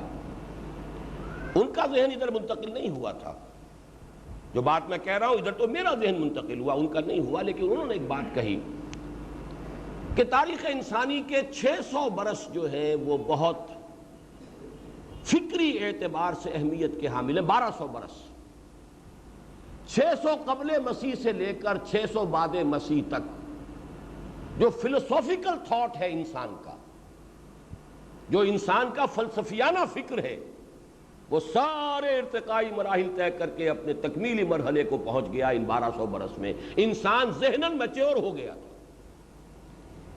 سارے فلسفے ان 1200 سالوں میں پیدا ہو چکے، سارے مذہب ان 1200 سالوں میں پیدا ہو چکے. اس کے بعد نہ کوئی مذہب ہے نہ کوئی فلسفہ ہے. جو فلسفے آج نئے نئے ناموں سے آتے ہیں، ایگزسٹانشلزم اور لاجیکل پازیٹیوزم اور فلانا ازم اور فلانا ازم اور ایٹمزم اور امپیریسزم وغیرہ، سب کے سب کہتے ہیں کہ یہ فلسفے پرانے ہیں، صرف نئی بوتلوں میں نئے لیبلز کے ساتھ پرانی شرابیں ہیں. وہ دعوے سے کہتے تھے، میں ثابت کر سکتا ہوں کہ یہ ساری چیزیں 600 قبل مسیح سے لے کر 600 بعد مسیح تک یہ سارے فلسفے آ چکے. گویا کہ انٹلیکچولی انسان میچور ہوا ہے ان 1200 سالوں میں. یہی بات پروفیسر شریف صاحب نے اپنی کتاب میں لکھی ہے. یہ مجھے بعد میں معلوم ہوا. مجھے تو سب سے پہلے جو بات بتائی تھی وہ پروفیسر یوسف سلیم چشتی صاحب نے بتائی تھی. جب انہوں نے مجھ سے یہ کہا، میں نے فوراً کہا کہ اس کا تو بڑا گہرا تعلق ختم نبوت کے ساتھ ہے. 610 میں اقرا بسم ربک الذی خلق خلق الانسان من علق. جب انسان بحیثیت انسان فلسفیانہ سوچ جو سوچ سکتا تھا سوچ چکا، تب یہ آخری کتاب الہدیٰ نازل ہوئی ہے. اور تب وہ وحی نازل ہوئی ہے، پڑھو اپنے رب کے نام سے جس نے پیدا کیا. اقرا بسم ربک الذی خلق خلق الانسان من علق اقرا وربک الاکرم الذی علم بالقلم علم الانسان ما لم یعلم. یہ ہے وہ انسان کا انٹلیکچول ارتقاء. ایک تھا فزیکل سائنسز کا، مینز آف کمیونیکیشن کا ارتقاء. وہ ارتقاء تو اب بھی جاری ہے. فلسافیکل تھاٹ اس سے آگے جا ہی نہیں سکتا. جہاں جا چکا. آگے تو ظاہر بات ہے کہ عالم غیب کے معاملات ہیں. موت کے پرے جھانک کر تو نہ کسی نے دیکھا ہے نہ دیکھ سکے گا. پیدائش سے قبل کے واقعات کو اب کوئی نہیں جانتا کیا ہوگا، کہاں تھے ہم. عالم ارواح جو ہے وہ ہمارے سائنس کی جو بھی انویسٹیگیشن کے ذرائع ہیں ان کے اندر نہیں آتا. لہذا جو ہو سکتا تھا انسان کا عالم غیب کے بارے میں اور میٹا فزکس کے بارے میں جو کوئی انسان سوچ سکتا تھا سوچ چکا ہے. ساری ترقی اس کے بعد جو ہو رہی ہے فزکس کے میدان میں ہو رہی ہے، فزیکل سائنسز کے میدان میں ہو رہی ہے. میٹا فزکس میں تو قافلہ وہیں کا وہیں کھڑا ہے. بلکہ حضور سے بھی کئی سو برس قبل کے 2 افراد ہیں جن کے نام سے 2 فلسفے چلتے ہیں. ریئلزم، امپیریسزم، لاجیکل پازیٹیوزم، جو بھی آپ کا میٹیریلزم، یہ سب ارسطو کی اولاد ہے. اور آئیڈیالزم جو بھی اس کے حوالے سے آپ مختلف نام لے لیں وہ سب افلاطون کی اولاد ہے. اس کے سوا کوئی ہے نہیں. 2 ہی تو فلسفے دنیا میں، آئیڈیالزم اور ریئلزم. اور وہ دونوں بھی حضور سے پیشتر کے ہیں. افلاطون بھی آپ سے پیشتر کا ہے اور ارسطو بھی آپ سے پیشتر کا ہے. اس حوالے سے وہ ہدن جو ہے تدریجاً، اب یہ تدریجاً کیوں ترقی ہوئی اس کو نوٹ کر لیجئے. معاذ اللہ آپ کہیں یہ سمجھ بیٹھیں اللہ تعالیٰ کے علم میں ترقی نہیں ہے. یہ اللہ تعالیٰ تو قرآن مجید جو ہے علم قدیم ہے اس کا، یہ تو اس لوح محفوظ کے اندر ہے. یہ در حقیقت ارتقاء ہوا ہے ان طالب علموں کے ذہن کے اندر ارتقاء ہوا جنہیں سکھانا ہے. سادہ سی مثال میں دیا کرتا ہوں کہ اگر بچہ آپ کا پرائمری میں پڑھ رہا ہے، آپ پی ایچ ڈی استاد بھی رکھ دیجئے، آخر وہ کیا پڑھا سکے گا؟ وہ پی ایچ ڈی اپنا فہم، اپنا فکر، اپنا فلسفہ تو نہیں انڈیل سکتا اس بچے کے ذہن میں. بچے کو تو اس کی ذہنی سطح کے مطابق پڑھانا ہوگا. جب تک نوع انسانی بحیثیت مجموعی ذہنی اور فکری اعتبار سے عہد طفولیت میں تھی، اس وقت تک اسے وہ ٹوٹل گائیڈنس نہیں دی جا سکتی تھی، حکمت نہیں پڑھائی جا سکتی تھی. ہاں احکام دیے جا سکتے تھے. بچے کو بھی آپ یہ کہہ سکتے دیکھو ادھر مت جانا، دیکھو یہ کام نہیں کرنا ہے. ڈوز اینڈ ڈونٹس تو آ جائیں گے، لیکن یہ کیوں نہیں کرنا یہ آپ اسے نہیں سمجھا سکتے. یہ ضرور کرنا ہے، کیوں کرنا ہے، کیا اس کی حکمت ہے، کیا فائدہ ہے، یہ آپ نہیں اسے سمجھا سکتے. لہذا یہی بین ہی ترتیب ہے. تورات نازل ہوئی ہے صرف ڈوز اینڈ ڈونٹس کے ساتھ، کمانڈمنٹس. ابھی انسان عہد طفولیت میں ہے. یہ کرو، یہ مت کرو، یہ لازم ہے، یہ ممنوع ہے، یہ حرام ہے، یہ واجب ہے، بس خلاص. کیوں ہے یہ ابھی تم نہیں سمجھ سکتے. یہی وجہ دیکھیے ان 1200 برسوں جو میں نے گنوائے ہیں پروفیسر چشتی صاحب کے حوالے سے بھی اور پروفیسر شریف صاحب کے حوالے سے بھی، اس کے وسط میں حضرت مسیح ہیں. یہی وجہ ہے کہ قرآن انجیل کو حکمت کہتا ہے، تورات کو صرف کتاب کہتا ہے۔ تورات اول انجیل، کتاب اول حکمت اول تورات اول انجیل، سورہ آل عمران میں۔ حکمت انجیل میں احکام نہیں ہے، حکمت۔ وَجِئْتُكُمْ بِالْحِکْمَہ، حضرت مسیح کے الفاظ قرآن میں تمہارے پاس حکمت لے کر آیا۔ گویا کہ وہ احکام جو دے دیے گئے تھے ان کی کچھ حکمت کی تعلیم حضرت مسیح علیہ السلام کے ذریعے سے، کچھ کیوں، میں کیوں کہہ رہا ہوں؟ اس لیے کہ جو ڈپارٹنگ سرمن ہے حضرت مسیح کا، وہ لاسٹ سپر کے موقع پر جو باتیں کہی ہیں، اس میں یہ پیارا جملہ بھی ہے، مجھے ابھی تم لوگوں سے اور بھی بہت سی باتیں کرنی تھیں، لیکن ابھی تم ان کا تحمل نہیں کر سکو گے، میرے بعد جب وہ فارتلیت آئے گا تو وہ تمہیں سب کچھ بتائے گا۔ You are not mature enough up till now کہ کل حکمت تمہیں دے دی جائے، اور یہ حکمت وہ ہے جس کو قرآن میں کہا گیا یؤتی الحکمت من یشاء ومن یؤت الحکمت فقد اوتی خیرا کثیرا۔ اور حضور کی تعلیم اور تربیت کے ضمن میں جو 4 الفاظ آتے ہیں ان میں ٹاپ کا لفظ جو ہے 3 جگہ پر حکمت ہے۔ هو الذی بعث فی الامیین رسولا منہم یتلو علیہم آیاتہ ویزکیہم ویعلمہم الکتاب والحکمہ۔ اسی طریقے سے لقد من اللہ علی المؤمنین اذ بعث فیہم رسولا من انفسہم یتلو علیہم آیاتہ ویزکیہم ویعلمہم الکتاب والحکمہ۔ حکمہ، قرآن مجید کتاب، احکام اور حکمت، ان سب کا مجموعہ۔ ہدن، ہدایت، الہدا کی شکل میں قرآن مجید میں آئی۔ اب اس کے ساتھ جو ایک بڑا گہرا تعلق ہے، اور یہ ہے اس سارے جو عقلی اعتراضات وارد میں نے شروع میں کیے تھے اس کا توڑ۔ آپ اس مسئلے پر غور کیجئے، تورات بھی اللہ کی کتاب تھی، اگر اللہ اس کی حفاظت کا ذمہ لیتا تو کیا اس کے اندر تحریف ممکن تھی؟ انجیل اللہ کی کتاب تھی، اگر اللہ ذمہ لے لیتا کہ اس میں تحریف نہیں ہوگی تو کیا تحریف ہو سکتی تھی؟ کانورسلی آئیے، اگر اللہ نے ذمہ نہ لیا ہوتا قرآن مجید کی حفاظت کا تو کیا اس میں تحریف ہم کر کے نہ چھوڑ دیتے کبھی کی؟ کیا پیچھے رہ جاتے ہم یہودیوں سے یا عیسائیوں سے؟ خود بدلتے نہیں، قرآن کو بدل دیتے ہیں، ہوئے کس درجہ فقیہان حرم بے توفیق۔ ترجموں میں تحریف ہوئی ہے، مفاہیم میں تحریف ہوئی ہے، مدلولات میں تحریف ہوئی ہے، کس چیز میں تحریف نہیں ہوئی؟ صرف ایک شے محفوظ ہے، وہ متن ہے۔ اس بڑی ہی تلخ حدیث میں بھی اسی کا ذکر آیا ہے، ایک حدیث جو کہ آخری زمانے کے بارے میں، اور وہ آخری زمانہ اور کون سا ہوگا؟ میں تو بتمام و کمال سمجھتا ہوں کہ آج کا زمانہ ہے، لیکن لرزا دینے والی حدیث ہے۔ یوشک ان یاتی علی الناس زمان، اندیشہ ہے لوگوں پر ایک زمانہ وہ بھی آ جائے گا، لا یبقى من الاسلام الا اسمہ ولا یبقى من القرآن الا رسمہ، اسلام میں سے اس کے نام کے سوا کچھ نہیں بچے گا، اور قرآن میں سے اس کے رسم الخط کے سوا کچھ نہیں بچے گا۔ رسم ہے یہ، اور رسم متن ہے، اسکرپٹ، بس۔ مساجدہم عامرۃ، ان کی مسجدیں بہت آباد ہوں گی، بہت لوگ ہوں گے، نمازی ہوں گے، بڑے ٹھاٹ کے ساتھ آئیں گے، مسجدوں میں قالین ہوں گے، مسجدوں میں بڑے بڑے شینڈلیئرز ہوں گے، سب کچھ ہوگا۔ مساجدہم عامرۃ وہی خراب من الہدی، ہدایت سے خالی ہوں گی، پومپ اینڈ شو ہوگا، ہدایت نہیں ہوگی۔ وعلماؤہم شر الناس تحت عظیم السماء، اور ان کے علماء جو ہوں گے وہ آسمان کی چھت کے نیچے کے بدترین لوگ ہوں گے۔ من عندہم تخرج الفتنۃ وفیہم تعود، ان کے پاس سے فتنے برآمد ہوں گے، انہی میں گھس جائیں گے، فتنے پیدا کرنے کے سوا ان کا کام نہیں رہے گا۔ جھگڑے اٹھاؤ، فتنے اٹھاؤ، اللہ اللہ خیر صلی اللہ، اپنی اہمیت بناؤ۔ یہ کنٹروورسیز نہ ہو تو ہماری اہمیت کیسے ہو؟ یہ نور و بشر کا جھگڑا نہ ہو تو ہمیں کون پوچھے گا پھر؟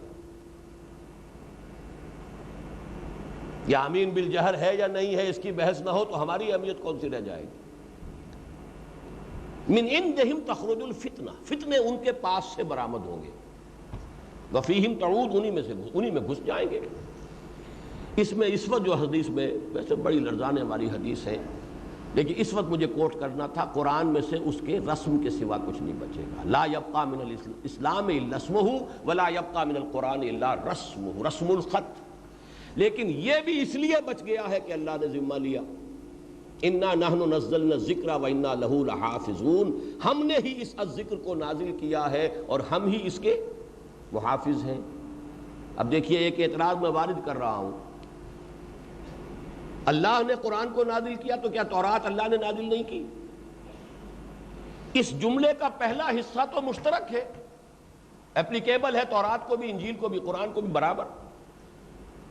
انا انزلنا التوراۃ فیہا ھدی ونور، ہم نے نازل کی تھی تورات، اس میں ہدایت بھی تھی اور ہدایت بھی ہے اور نور بھی تھا، نور بھی ہے، دونوں ترجمے ہو سکتے ہیں، ماضی کا بھی اور حال کا بھی۔ تو انا نحن نزلنا الذکر، ہم نے ہی اس قرآن کو نازل کیا ہے، تو اس معاملے میں تو مشترک ہے، تورات بھی، انجیل بھی اور قرآن بھی۔ وَإِنَّا لَهُ لَحَافِظُونَ، یہ صرف قرآن کے لیے کیوں ہے، یہ کیوں میں سارے مسئلے کا حل ہے۔ تورات ہو، انجیل ہو، زبور ہو، صحف ابراہیم ہو، وہ سب اس ہدایت خداوندی کے ارتقائی مراحل تھے، انٹرم پیریڈز کے لیے ہدایت نامے، عبوری دور کے لیے عبوری دستور بن رہا ہے، ابھی مستقل دستور بنے گا، عبوری دور ہے، عبوری دور کے لیے کچھ ہدایات ہیں، کچھ انسٹرکشنز دی جا رہی ہیں۔ اصل الہدیٰ جب آئے گی اس کو محفوظ رکھیں گے، حفاظت اسی کی ہونی چاہیے، ترجیح بلا مرجح نہیں ہو سکتی عقلاً اور منطق کے اعتبار سے، کسی کو کسی پر ترجیح ہو تو کوئی سبب ترجیح کا ہونا چاہیے۔ تورات کو نہیں دی حفاظت، اور میں اس کو ذرا اور عام فہم بنانے کے لیے کہا کرتا ہوں کہ ان کتابوں کو یہ حق پہنچتا ہے کہ اللہ تعالیٰ سے شکوہ کریں کہ ہمارے ساتھ یہ سوتیلی بیٹیوں والا سلوک کیا، ہم بھی تیری کتاب ہے، قرآن بھی تیری کتاب، ہماری حفاظت کا ذمہ نہیں لیا، اور اس کا ذمہ لیا کیوں لیا؟ اس لیے کہ یہی تو الہدیٰ ہے، کامل ہے، ہدایت نامہ ہے، یہ مہیمن ہے، اس میں تورات کا بھی وہ جو ابدی حصہ ہے، اس کی تعلیمات کا ابدی پہلو وہ اس میں ہے، انجیل کی جو ابدی حکمت ہے وہ اس میں ہے، تمام کتابوں کی مہیمن ہے، جامع ہے، مکمم ہے، متمم ہے، مکمل ہے، تکمیل کرنے والی ہے، حفاظت کا اس کا ذمہ لیا۔ اور یہی در حقیقت سارا توڑ ہے اس پورے استدلال کا۔ اجرائے وحی کی اگر کوئی عقلی طور پر وہی ہدایت ہے، ٹھیک ہے، ذریعہ ہدایت تھی، صحیح ہے، اس کے جاری رہنے کے لیے عقلی دلیل اگر کوئی ہے تو صرف دو بن سکتی ہے، یا تو یہ مانا جائے کہ ہدایت قرآن میں کامل نہیں ہوئی تو سلسلہ جاری رہنا چاہیے، کھڑکی کھلی رہنی چاہیے، ابھی تو کامل ہوئی نہیں، یا یہ مانیے کہ قرآن میں کامل تو ہو گئی تھی بٹ اٹ گاٹ لاسٹ، تحریف ہو گئی ہے۔ اب ہم تو نہیں جانتے کہ قرآن کا کتنا حصہ جینوئن ہے اور کتنا حصہ فیک ہے اور کتنا جو ہے فیبریکیٹڈ ہے، کتنے کے اندر تحریف ہو گئی ہے، تو وی نیڈ اے پروفٹ، وہی ہی تو پھر بتا سکتی ہے نا۔ جیسے قرآن نے آ کے بتایا کہ موسیٰ کی کتنی تعلیمات صحیح تھی اور کتنی تم نے غلط اس کی طرف منسوب کر دی، عیسیٰ کی کون کون سی باتیں صحیح ہیں، کون سی تم نے غلط اس کی طرف منسوب کر دی ہے، محمد نے بتایا صلی اللہ علیہ وسلم، بغیر وحی کے کیسے معلوم ہوتا؟ تو یا تو یہ مانا جائے کہ قرآن پر ہدایت قرآن میں مکمل ہوئی نہیں تو وحی کی کھڑکی کھلی رہنی چاہیے عقلاً اور منطقی طور پر، یا یہ مانا جائے کہ قرآن میں ہدایت کامل تو ہو گئی تھی، محفوظ نہیں رہی، تب اجرائے وحی کی کھڑکی کے کھلے رکھنے کا عقلی اعتبار سے، منطقی اعتبار سے امکان ہے، اور کوئی بھی قادیانی بھی ان دونوں میں سے کسی بات کا اقرار نہیں کرے گا۔ پھر وہی کائے کے لیے، پھر تو وہی کار عبث ہو گیا، اب کار عبث ہو گیا۔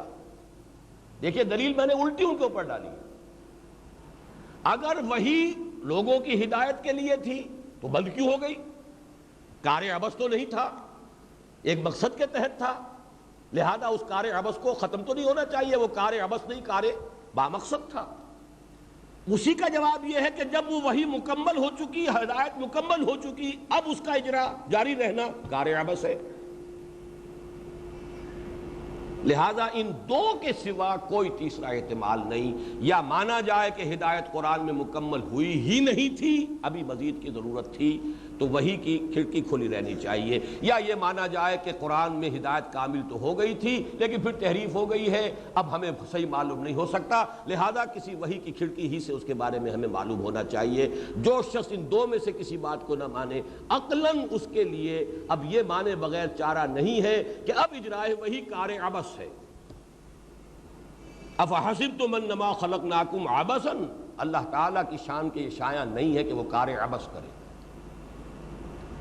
یہ ہے الہدا جس کی تکمیل ہوئی قرآن پر، اور اسی لیے علامہ اقبال نے بہترین تعبیر کی ہے، نوع انسان را پیام آخرین حامل او رحمت للعالمین. میں نے دو ہی الفاظ کی شرح کی ابھی تک. نبوت رحمت تھی لیکن رحمت للعالمین، تمام جہان والوں کے لیے نبوت صرف محمد کی ہے صلی اللہ علیہ وسلم. نبوت رحمت تھی لیکن عالمی نبوت صرف محمد کی ہے. اور اللہ کے پیغام آتے رہے آتے رہے آتے رہے. اما یاتینکم منی ہدن، یہ تو سلسلہ تھا، اس چارٹر کے ساتھ تو آدم بھیجے گئے، آتے رہے، لیکن نوع انسان را پیام آخری پیغام ہے یہ قرآن مجید، جس میں کہ الہدا ہدایت کامل ہو گئی. یعنی انسان کو جو فکری رہنمائی درکار ہے وہ قرآن میں مکمل ہو. اب آئیے تیسری چیز، تیسرا ارتقاء جو ہوا ہے نوع انسانی میں تاریخ انسانی کے دوران، وہ تمدن کا ارتقاء ہے. جیسے میں نے عرض کیا نا، کسی نے دو پتھر ایسے ہی ٹکر گئے ہوں، شاید آپس میں ٹکرا کر اس میں چنگاری نکلتی دیکھ لی تو وہ اس نے پھر ٹکرائے، نکل آئی تو وہ بہت بڑا موجود ہو گیا ہوگا اس زمانے کا، آگ جیسی شے ایجاد کر. ایسے ہی ایک زمانہ تھا کہ انسانی تمدن کیا تھا، غاروں میں لوگ رہ رہے ہیں. آم جو منار کا فون آئی سروے، اپنے غار کا میں مالک ہوں، اللہ اللہ خیر صلاح. باقی نہ کوئی کارپوریشن ہے، نہ کوئی میونسپلٹی ہے، نہ کوئی سڑکیں ہیں، نہ کوئی پانی کا نظام ہے، نہ صفائی کا نظام ہے. اجتماعیت کا کوئی وجود نہیں تھا. پہلا سٹیپ آیا کہ قبائلی زندگی شروع ہوئی. اب ایک اجتماعیت ہے، قبیلہ ہے، شیخ قبیلہ ہے، یو ہیو ٹو اوبے ہم، اس کا حکم تو ماننا پڑے گا، پسند ہو یا نہ پسند ہو. تم فلاں قبیلے سے تعلق رکھتے ہو، اس قبیلے کی رسم یہ ہے، ریت یہ ہے، تمہیں پوری کرنی ہے. بہرحال تمہیں پسند ہو یا نہ ہو، وہ اپنی پسند ناپسند کو الگ نہ رکھو. You have to follow the rituals and customs of your tribe. اب یہ نظم بن گیا نا. اس سے اگلا قدم کیا تھا؟ چند قبیلے ایک شہر میں آ کر آباد ہو گئے، سٹی سٹیٹس وجود میں آ گئیں. یہ دنیا میں دستور کا آغاز ہوا اس پر. قبیلے میں کسی دستور کی ضرورت ہی نہیں تھی. شیخ قبیلہ ہے، اللہ اللہ خیر صلی اللہ، اس کا حکم مان رہے ہیں. وہی قاضی القضات بھی ہے، وہی حاکم بھی ہے، وہی سپہ سالار بھی ہے، ساری حیثیتیں اس کے اندر، وہی صدر بھی ہے، وہی وزیر اعظم بھی ہے، ہر شے وہی ہے، وہی سب کچھ ہے. لیکن اب اگر 4 قبیلے 5 قبیلے ایک شہر میں آباد ہو جائیں تو ہر قبیلے کا اپنا انٹرنل سسٹم ہے، لیکن ان کے درمیان جو ہے انٹریکشن تو کسی اصول پر طے ہوگا نا. یہاں سے دستور کا آغاز ہوا. اور بڑی عجیب بات ہے یہ سیرت النبی کے حوالے سے، مکہ جو ہے وہ تمدن کے اعتبار سے پریمیٹو سٹیج پر تھا. 1 ٹرائب سٹی، ایک قبیلہ. مکے میں صرف قرشی رہ سکتا تھا، یا قرشی کا غلام یا قرشی کا حلیف. چوتھا کوئی آدمی مکے میں نہیں رہ سکتا تھا. کسی قرشی کا حلیف بن جائیے، اس کی ضمانت پر آپ رہ سکتے ہیں. He will be responsible for you. تب رہ سکتے ورنہ نہیں. اسی لیے مکے میں ایک حکومت تھی باقاعدہ، ان کا دارالندوہ تھا، اس میں فیصلے ہوتے تھے. اس میں کئی مرتبہ ریزولوشن پیش ہوئے حضور کو قتل کرنے کے، اور فیل ہو گئے. اس لیے کہ ابو طالب جو ہے ڈٹے ہوئے حضور کی پشت پناہی پر. And he is head of one of the clans, Banu Hashim کے سردار ہیں. Resolution can not be carried unanimously. وہ تو جب وہ فوت ہو گئے اب وہ ریزولوشن جو ہے یونانیمسلی کیریڈ ہو گیا. اسی لیے حضور کو طائف جانا پڑا. تو مکے کا نظام بڑا مستحکم تھا، ایک حکومت کا نظام تھا. وہاں عہدے تھے. حضرت ابوبکر صدیق کے پاس بہت ہی، جس کو سینسٹیو عہدہ کہنا چاہیے، وہ تھا. قتل کے مقدمات میں خون بہا کا فیصلہ وہ کرتے تھے. فلاں شخص مقتول ہے، اتنے 100 اونٹ دینے پڑیں گے اس کے. ہی ڈیسائیڈڈ، یوزڈ ٹو ڈیسائیڈ. کسی کے پاس علم تھا، جنگ میں آئے گا تو وہ سپہ سالار ہوگا. کسی کے پاس کعبے کی کنجی تھی، وہ ساری ذمہ داری اس کے پاس ہے. کسی کے پاس سقایا تھا، زمزم سے پانی اس کی اجازت کے بغیر کوئی نہیں لے سکتا تھا. خزانہ تھا، وزیر خزانہ تھا ابو لہب، اور اس نے وہاں سے کوئی غزال زرین چرا لیا تھا، اس لیے مشہور ہو گیا تھا چور. جیسے آپ کے ہاں کبھی ایک منسٹر جو ہے چینی چور مشہور ہو گئے تھے، صحیح یا غلط، اسی طرح وہ مشہور تھا ابو لہب کہ اس نے ایک ہرن تھا سونے کا بنا ہوا جو کہ کسی نے چڑھا دیا کعبے پر، وہ خزانے کے اندر تھا، کعبے کے خزانے اس نے چرا لیا وہاں سے. بہرحال مکہ جو ہے 1 ٹرائب سٹی تھا اور اس کا نظام بہت مستحکم تھا. مدینے میں 5 قبیلے آباد تھے، 3 یہودی اور 2 یمن سے آ کر آباد ہوئے. اوس اور خزرج یمنی ہیں اور 3 جو ہے یہ یہودی ہیں. یہاں جو تھی وہ ایک فیڈریشن سی تھی ان کے مابین، اس لیے کوئی لوز نظام تھا، کوئی حکومت ایک نہیں تھی. ہاں جب حضور تشریف لانے والے تھے اس وقت چونکہ بڑی طویل جنگ ہوئی تھی اوس اور خزرج کے مابین، لہذا اب انہیں ضرورت محسوس ہو رہی تھی کوئی مرکزی نظام ہو. عبداللہ ابن ابی کو بادشاہ بنانے کا فیصلہ کر لیا گیا. وہ تو حضور تشریف لے آئے اور اس کی وہ بادشاہی کے خواب جو ہے وہ بکھر کر رہ گئے. اسی لیے منافق اعظم وہی بن گیا پھر عبداللہ ابن ابی، خزرج کا سردار تھا. یہ ہے ایک 5 قبیلوں کا شہر، اور اس میں ایک عجیب بات طے تھی. اوسی اور خزرجی کے مابین 1 اور 3 کی نسبت تھی. اگر اوسی خزرجی کو قتل کر دے گا تو 3 گنا اسے دینا پڑے گا خون بہا، اور اگر خزرجی اوسی کو قتل کر دے گا تو اس کا تیسرا حصہ جو ہے وہ کفایت کر جائے گا. اب آپ سوچئے کہ اوسی نوجوان کا خون کھولتا ہوگا کہ میرا خون اس خزرجی کی خون سے 3 گنا کم ہے، اس کی قیمت اس کی جان کی قیمت میری جان کی قیمت سے 3 گنا زیادہ ہے. لیکن اگر رہنا ہے تو ماننا پڑے گا، چھوٹا قبیلہ ہے، کمزور قبیلہ ہے. حضور نے بھی جب بنائے تھے 12 نقیب تو 3 اوس میں سے تھے، 9 خزرج میں سے تھے. جو بھی یعنی اس وقت کی جو آبجیکٹو کنڈیشنز تھیں ان کا پورا لحاظ محمد رسول اللہ صلی اللہ علیہ وسلم نے رکھا ہے. 3 ان میں سے 12 نقباء میں سے 3 تھے اوس میں سے اور 9 خزرج میں سے تھے. 1 اور 3 کی نسبت قائم ہے. بہرحال یہ تھا ارتقاء کا اگلا مرحلہ، اور اس سے اگلا مرحلہ حضور کے زمانے تک جو پورا ہو چکا تھا وہ امپیریلزم، ملوکیت، بادشاہ، محل، سٹینڈنگ آرمیز. جزیرہ نماء عرب اس سے بچا ہوا تھا، لیکن عرب کے اوپر تاج اگر سمجھیے چوڑا سا تاج اگر تھا تو ان میں دونوں یہ امپیریلسٹ پاورز موجود تھیں، 2 سپر پاورز موجود تھیں، ایک روم اور ایک ایران، سلطنت کسریٰ، سلطنت روما. گویا کہ اب ایک نظام کی شکل بن چکی تھی. اس دور میں اب نوٹ کیجئے میرا جملہ، ایک لفظ سمجھ لیجئے، اس دور میں انسان کی سب سے بڑی، سب سے پہلی، سب سے اہم ضرورت ایک نظام عدل اجتماعی ہے، سسٹم آف سوشل جسٹس. ورنہ زیادتی ہوگی، ظلم ہوگا، کوئی قوم دوسری قوم کو دبا لے گی، کوئی حلقہ دوسرے حلقے کو دبا لے گا، کوئی طبقہ دوسرے طبقے پر سوار ہو جائے گا، کوئی بیٹھے گا محل سجا کر اور عیش کرے گا، اور کوئی جو ہے جا کر محنت کرے گا اور وہ خون پسینہ کر کے جو ہے گندم اگائے گا. اس کے بچے کو پھر بھی شاید فاقے آ جائیں سال کے دوران، اور عیش کرے گا وہ کہ جو اپنے محل کے اندر بیٹھا ہوا ہے.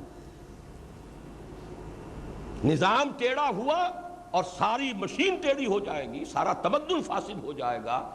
اس دور میں انسان کی پہلی ضرورت، اشد ضرورت، اولین ضرورت a system of social justice.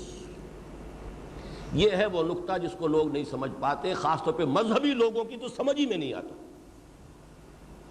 ان کے نزدیک، جیسے میں نے کل تقریر کی تھی، جیسے ہمارا سارا مذہبی جذبہ ابھرتا ہے تو وہ اور نماز کے اندر اور روزے کے اندر علم کی اہمیت ہے ہی نہیں لوگوں کے سامنے، یا پھر یہ کہ علم کو تقسیم کر کے رکھ دیا گیا، یہ سیکولر نالج ہے اور یہ مذہبی نالج ہے.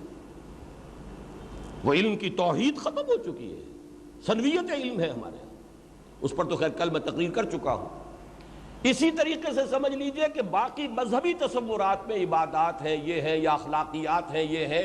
نظام عدل اجتماعی کی کوئی اہمیت سرے سے مذہبی لوگوں کے سامنے نہیں، جبکہ آج کے دور کی، جس دور کے فاتح ہیں محمد الرسول اللہ، نوٹ کر لیجئے، فاتح سے مراد عربی زبان میں افتتاح کرنے والا، سورہ فاتحہ قرآن کی دی اوپننگ سورہ آف دی قرآن، افتتاحی سورت قرآن کی سورہ فاتحہ ہے۔ تو جس فتح یفتح کھولنا، افتتاح کرنا، اس دور کا افتتاح محمد الرسول اللہ نے کیا ہے، جبکہ نظام اجتماعی جو ہے اس درجے مسلط ہو چکا ہے لوگوں پر کہ افراد کی حیثیت جو ہے وہ بالکل تقریباً بے معنی ہو کر رہ گئی۔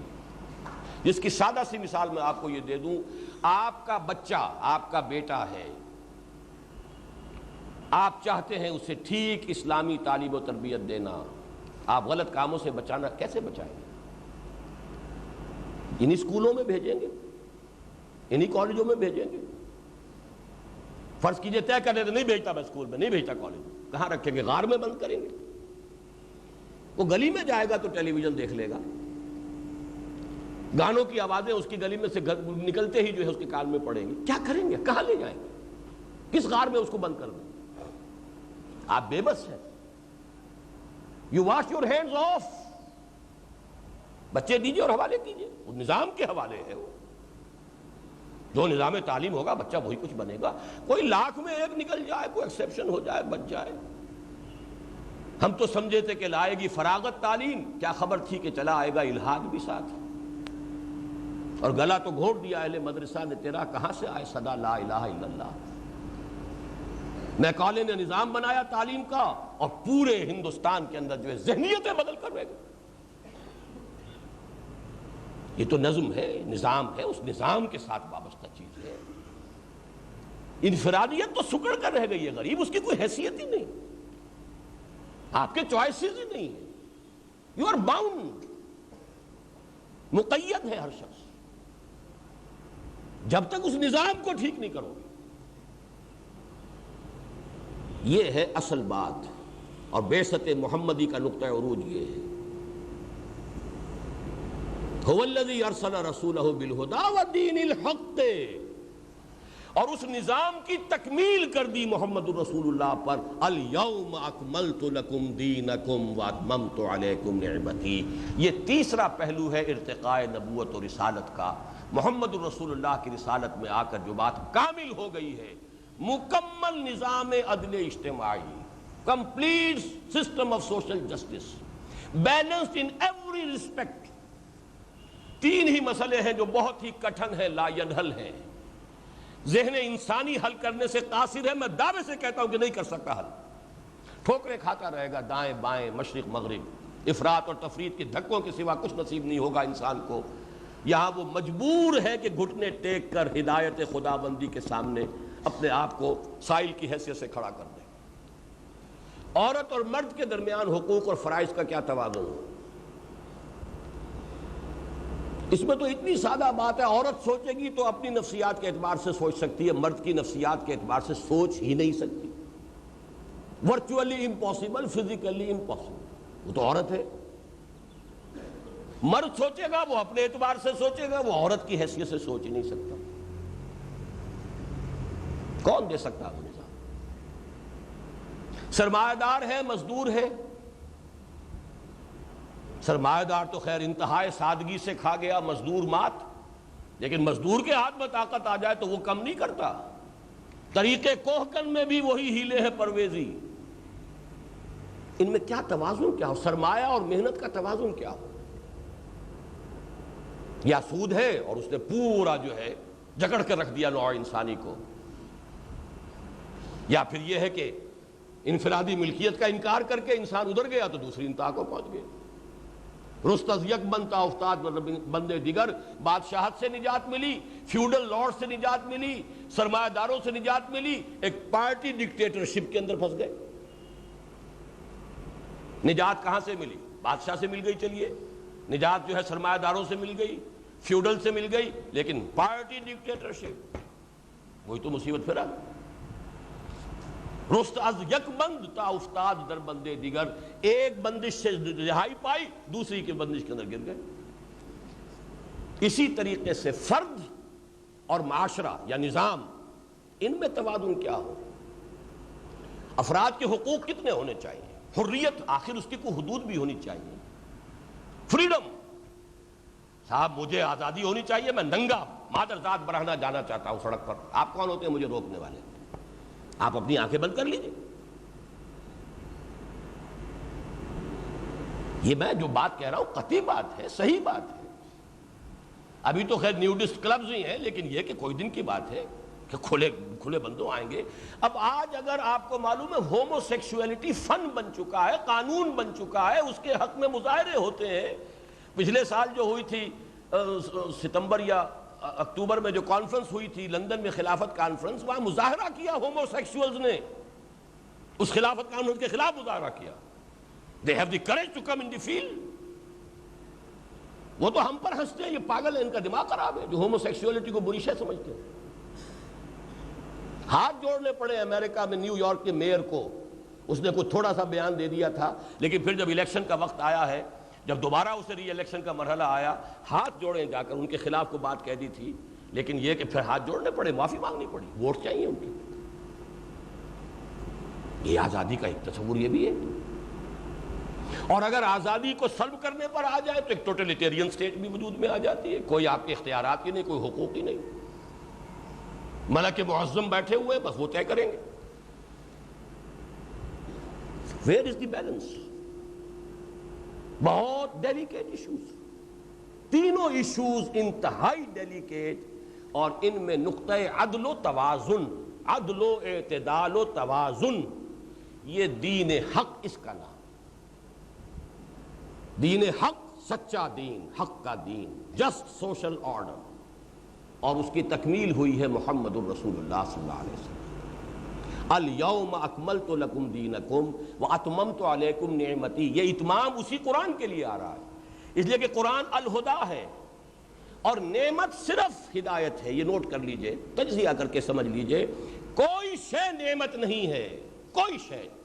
نہ اولاد نعمت ہے، نہ صحت نعمت ہے، نہ دولت نعمت ہے، نہ اقتدار نعمت ہے، اگر ہدایت ساتھ نہ ہو. ہدایت ساتھ ہو تو ہر شے نعمت ہے. صحت ہے، ہدایت بھی ہے، کیا کہنے ہیں.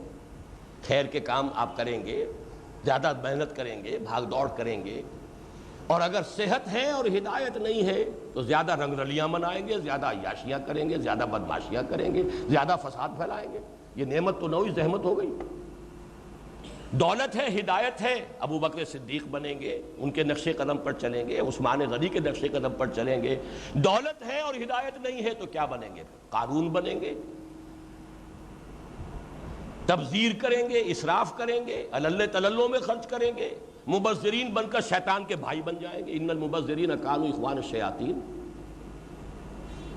اولاد ہے، ہدایت نہیں، اولاد کو کیا بنائیں گے؟ اللہ کے باغی بنا کر اٹھائیں گے. آپ کی قبروں پر جا کر پیشاب کرے گی وہی اولاد، کیا بنائیں گے اس کو؟ وہ آپ کے لیے اللہ کے ہاں زحمت بن جائے گی وہی اولاد. اور اولاد دی ہے، آپ کو ہدایت دی، اس کی تربیت صحیح کی ہے آپ نے، تعلیم اس کو صحیح دی ہے، وہ آپ کے لیے صدقہ جاریہ بن جائے گی.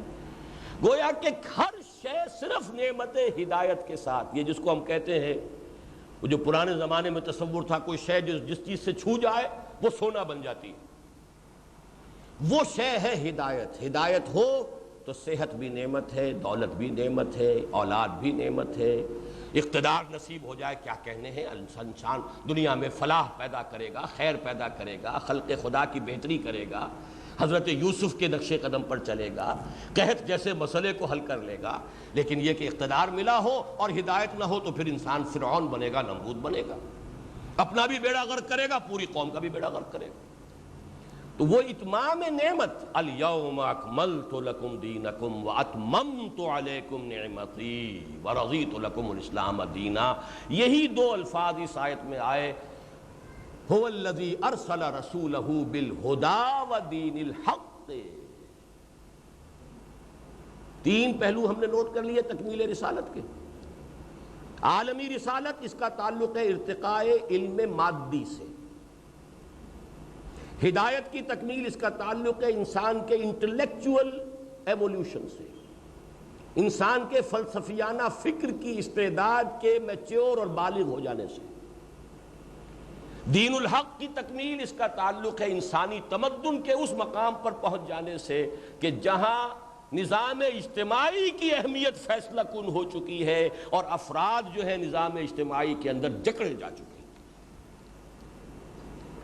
چوتھا پہلو اب نوٹ کیجئے، لِيُظْهِرَهُ عَلَى الدِّينِ كُلِّهِ، اس لیے بھیجا ہے محمد کو صلی اللہ علیہ وسلم تاکہ غالب کریں اسے کل کے کل دین پر، پورے نظام زندگی پر۔ اس آیت مبارکہ پر میرا ایک مضمون 24 صفحات کا ہے، میری یہ کتاب ہے نبی اکرم صلی اللہ علیہ وسلم کا مقصد بعثت، اس میں صرف اس آیت کے اوپر 24 صفحے کا مضمون ہے۔ جن حضرات کو بھی آج کے میرے اس موضوع سے دلچسپی ہوئی ہو وہ ضرور اس مضمون کا مطالعہ کر لیں۔ لِيُظْهِرَهُ عَلَى الدِّينِ كُلِّهِ، اس کی حقیقت کیا ہے؟ فرض کیجئے کہ حضور وہ نظام صرف قرآن میں لکھا ہوا پیش کر دیتے، کیا وہ حجت بن جاتا؟ بہتر سے بہتر نظام کتاب میں لکھا جا سکتا۔ آپ دنیا کے ٹاپ کے تھنکرز کو جمع کر لیجئے، سوشولوجسٹ کو جمع کر لیجئے، لو بھائی بہترین نظام بنا دو، بن جائے گا، لیکن کیا وہ دلیل ہوگا؟ یہ پریکٹیکیبل بھی ہے کہ نہیں، پریگمیٹک بھی ہے کہ نہیں، ناممکنات میں سے تو نہیں ہے، یہ یوٹوپیا تو نہیں ہے، یہ خیالی جنت تو نہیں ہے، کیا کہہ رہے ہو؟ یہ کوئی ہونے والی باتیں ہیں جو تم کر رہے ہو، جب تک کہ اسے قائم کر کے دکھا نہ دیا جائے۔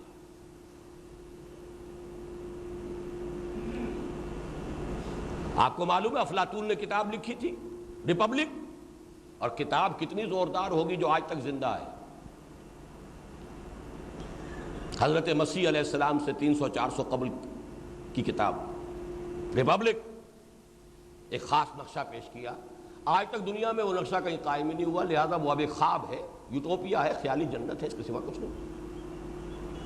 اگر بہترین نظام نظری طور پر ایک کتاب کی شکل میں دے بھی دیا جاتا، آج بھی لوگ کہتے ہیں اجی کوئی دستور کوئی لکھا ہے، مرتب کیا ہے، فائدہ کیا اس کا؟ اصل سوال یہ ہے کہ the will to implement it, is that present؟ کیا کلیکٹیو لیول پر اس ملک میں، اس معاشرے میں وہ عزم موجود ہے؟ کیا افراد میں وہ عزم نظر آ رہا ہے کہ انہیں شریعت پر عمل کرنا ہے؟ بہرحال یہ مسئلہ میں نہیں چاہتا کہ کسی اور طرف زیادہ نکل جائے، تو یہاں اس موضوع سے متعلق اس کا پہلو کیا ہے کہ جب تک، اور یہ نوٹ کر لیجئے، اس میں رسالت کا اصل مقصد اتمام حجت ہوتا ہے۔ سورہ نساء کی آیت بڑی اہم ہے، رسلا مبشرین ومنذرین لئلا یکون للناس علی اللہ حجۃ بعد الرسل، رسولوں کو ہم نے مبشر اور نذیر بنا کر بھیجا تاکہ ان کے بعد لوگوں کے پاس کوئی حجت باقی نہ رہ جائے۔ اے اللہ ہمیں پتہ نہیں تھا، اے اللہ ہمیں کسی نے بتایا ہی نہیں، اے اللہ تیرا پیغام ہم تک پہنچا ہی نہیں، تو حجت ہو گئی کہ نہیں؟ لئلا یکون للناس علی اللہ حجۃ بعد الرسل، رسولوں کے آنے کے بعد کوئی حجت باقی نہ رہے، اتمام ہو جائے حجت کا۔ یہ اتمام حجت دین حق کے ضمن میں نہیں ہو سکتا جب تک کہ اس کا نمونہ پیش نہ کر دیا۔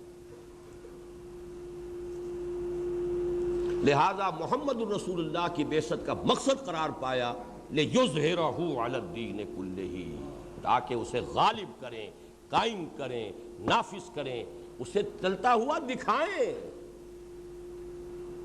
اگر خلافت راشدہ بالفعل نہ ہوتی تو حضور کی حدیث سید القوم خادمہم، ایک بڑا اچھا شعر نظر آتی، ہاں شعر تو بڑا اچھا کہا، بہت اچھی بات ہے، کیا کہنے اس آئیڈیا کے، قوم کا سردار تو اس کا خادم ہوتا ہے یا ہونا چاہیے، بہت اچھی بات ہے، پریکٹیکیبل بھی ہے، ممکن بھی ہے۔ ابو بکر اور عمر کو دیکھ لو، ممکن ہے یا نہیں؟ کر کے دکھایا کہ نہیں؟ جس کے نام سے قیصر و کسریٰ کے دربار تھرا رہے ہیں اور اس کے کپڑوں پر پیبند لگا ہوا، اسی کٹیا میں رہ رہا ہے، اپنے کندھے پر اٹھا کر راشن کا بوجھ لے کر گیا ہے اس بدو کے خیمے کے اندر، جس کی بیوی جو ہے وہ وضع حمل کی تکلیف میں تھی۔ کہیں خیمہ لگا ہوا ہے، رات کو کہیں گشت کرتے ہوئے نظر آیا، وہاں معلوم ہوا کہ ایک بدو ہے، خیمے میں ہے، کوئی عورت اٹینڈ کرنے کے لیے موجود نہیں ہے، کھانے پینے کو کچھ موجود نہیں ہے، گھر گئے ہیں اپنی اہلیہ کو لے کر گئے دایا گیری کے لیے، اور گھر سے لیا سارا سامان کندھے پر لادا ہے، اور خادم نے کہا کہ حضور میں چلتا ہوں آپ کے ساتھ، فرمایا قیامت کے دن تم میرا بوجھ نہیں اٹھا سکو گے۔ اب یہ اگر واقعات نہ ہوتے تو سید القوم خادم شعر تو بڑا اچھا کہا ہے محمد نے صلی اللہ علیہ وسلم سے، کیا شک ہے، بڑی اچھی بات کہی ہے، لیکن یہ خیالی باتیں ہیں، انہونی باتیں ہیں، ناممکنات میں سے قائم کر کے دکھایا ہے، خادموں کی مثالیں پیش کر کے دکھایا ہے۔ لِيُظْهِرَهُ عَلَى الدِّينِ كُلِّهِ نہ ہوتا تو اتمام حجت نہیں ہو سکتی، نظام قائم کر کے دکھایا۔ یہ ہے در حقیقت حضور کے اتمام رسالت کا چوتھا پہلو۔ کسی اور رسول کے ہاتھوں یہ کام نہیں ہوا۔ دیکھیے ذاتی نسبتوں کے اعتبار سے حضرت ابراہیم علیہ السلام تین نسبتیں ہیں چوٹی کی۔ امام الناس ہیں، انی جاعلک للناس اماما، واتخذ اللہ ابراہیم خلیلا، خلیل بنایا ہے، دوست بنایا ہے، خلیل اللہ ہے۔ ابو الانبیاء ہے، سینکڑوں نبی ان کی نسل میں آ گئے، لیکن ان کے ہاتھوں کیا کہیں کوئی نظام قائم ہوا؟ حضرت موسیٰ کے حالات پر 555 آیات قرآن مجید کی ہے، 1/13 قرآن حضرت موسیٰ کے حالات پر مشتمل ہے۔ کیا ان کے ذریعے سے وہ نظام قائم ہوا؟ وہ تو بعد میں کہیں ایک وقتی ایک حادثے کے طور پر سمجھیے حضرت داؤد علیہ السلام ظاہر ہو گئے، ورنہ یہ کہ حضرت داؤد نے دعوت و تبلیغ اور سارے مراحل طے کر کے تو حکومت قائم نہیں کی تھی۔ وہ تو طالوت اور جالوت کی جنگ کے اندر وہ گوپیا ان کا کام کر گیا، اور جالوت جو ہے وہ اس سے مارا گیا، وہ بادشاہ ہو گئے تو ایک حکومت قائم ہو گئی۔ ورنہ وہ کام کہ ایک فرد واحد سے دعوت کا آغاز کر کے، ایک جماعت خود پیدا کر کے، اپنی دنیا آپ پیدا کر اگر زندوں میں ہے، بنی بنائی جماعت، بنی بنائی امت حضرت موسیٰ کو ملی تھی، 6 لاکھ لے کر مصر سے نکلے تھے، بودے تھے، جب جنگ کا وقت آیا کورا جواب دے دیا، فَذَهَبْ أَنْتَ وَرَبُّكَ فَقَاتِلَا إِنَّا هَاهُنَا قَاعِدُونَ۔ محمد نے اپنی دنیا آپ پیدا کر اگر زندوں میں ہے، اپنی جماعت خود بنائی ہے۔ جیسے کہ کوئی پرندہ جو ہے تنکا، ایک ایک تنکا لے کر آتا ہے اپنا گھونسلہ بنانے کے لیے، ایک ایک کے لیے کھڑے ہو کر راتوں کو دعائیں کی ہیں، اے اللہ عمر ابن الخطاب اور عمر ابن ہشام میں سے کسی ایک کو تو ضرور میری جھولی میں ڈال دے۔ دن رات کی محنتوں سے بمشکل 10 برس میں تو بمشکل کو 100-150 آدمی جو ہے he could bag only about 100 or 150 persons. 10 years hardest labor. یہ کام صرف محمد رسول اللہ، دین قائم کر دینا، لِيُظْهِرَهُ عَلَى الدِّينِ كُلِّهِ۔ یہی وجہ ہے کہ یہ الفاظ کسی اور رسول کے لیے پورے قرآن میں نہیں آئے، اور محمد رسول اللہ کے لیے 3 مرتبہ آ رہے ہیں۔ هو الذي ارسل رسوله بالهدى ودين الحق ليظهره على الدين كله۔ نافذ کرنا ہے، قائم کرنا ہے، جو آئے سو آئے، جو جھیلو جھیلو، محمد جھیلو جھیلو۔ وَلَقَدْ نَعْلَمُ أَنَّكَ يَضِيقُ صَدْرُكَ بِمَا يَقُولُونَ۔ ہمیں خوب معلوم ہے جو کچھ آپ کو سننا پڑ رہا ہے اس سے آپ کا سینہ بھنجتا ہے، آپ کو صدمہ ہوتا ہے، لیکن جھیلنا پڑے گا، جھیلو۔ وَاصْبِرْ عَلَىٰ مَا يَقُولُونَ وَاهْجُرْهُمْ هَجْرًا جَمِيلًا۔ برداشت کرو، جھیلو، جو کچھ یہ کہہ رہے ہیں برداشت کرو، سنو، کرنا ہے یہ کام۔ لِيُظْهِرَهُ عَلَى الدِّينِ كُلِّهِ، تاکہ غالب کریں اسے کل کے کل دین پر۔ اتمام حجت اگر رسالت کا مقصد ہے تو یہ مقصد رسالت بتمام و کمال پورا ہوا ہے صرف محمد رسول اللہ کے ذریعے سے۔ 4 پہلو آ گئے اتمام حجت کے، تکمیل رسالت کے، علاقائی اور قومی رسالتوں سے بڑھ کر عالمی رسالت۔ ہدن کامل ہو گئی الہدا میں، اس کو حفاظت کا ذمہ۔ نظام عدل اجتماعی کامل ہو گیا دین حق کی شکل میں۔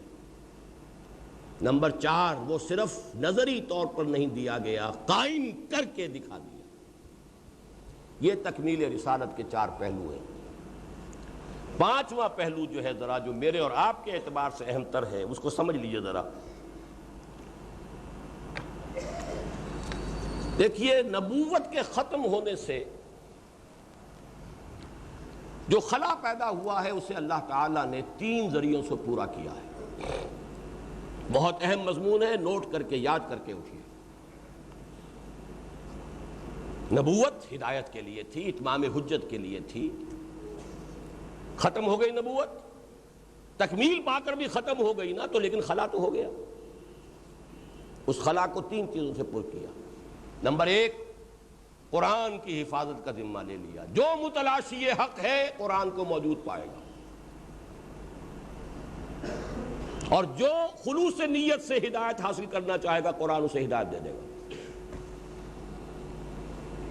نمبر 2، اس دین حق کی بھی اس کے اوپر کوئی اگر پردے آ جائیں گے، کوئی اس کے اوپر غبار آ جائے گا، تو مجددین کا سلسلہ غبار ہٹا کر تجدید دین کر کے دین کی اصل شکل پھر پیش کرتے ہیں نظری طور پر.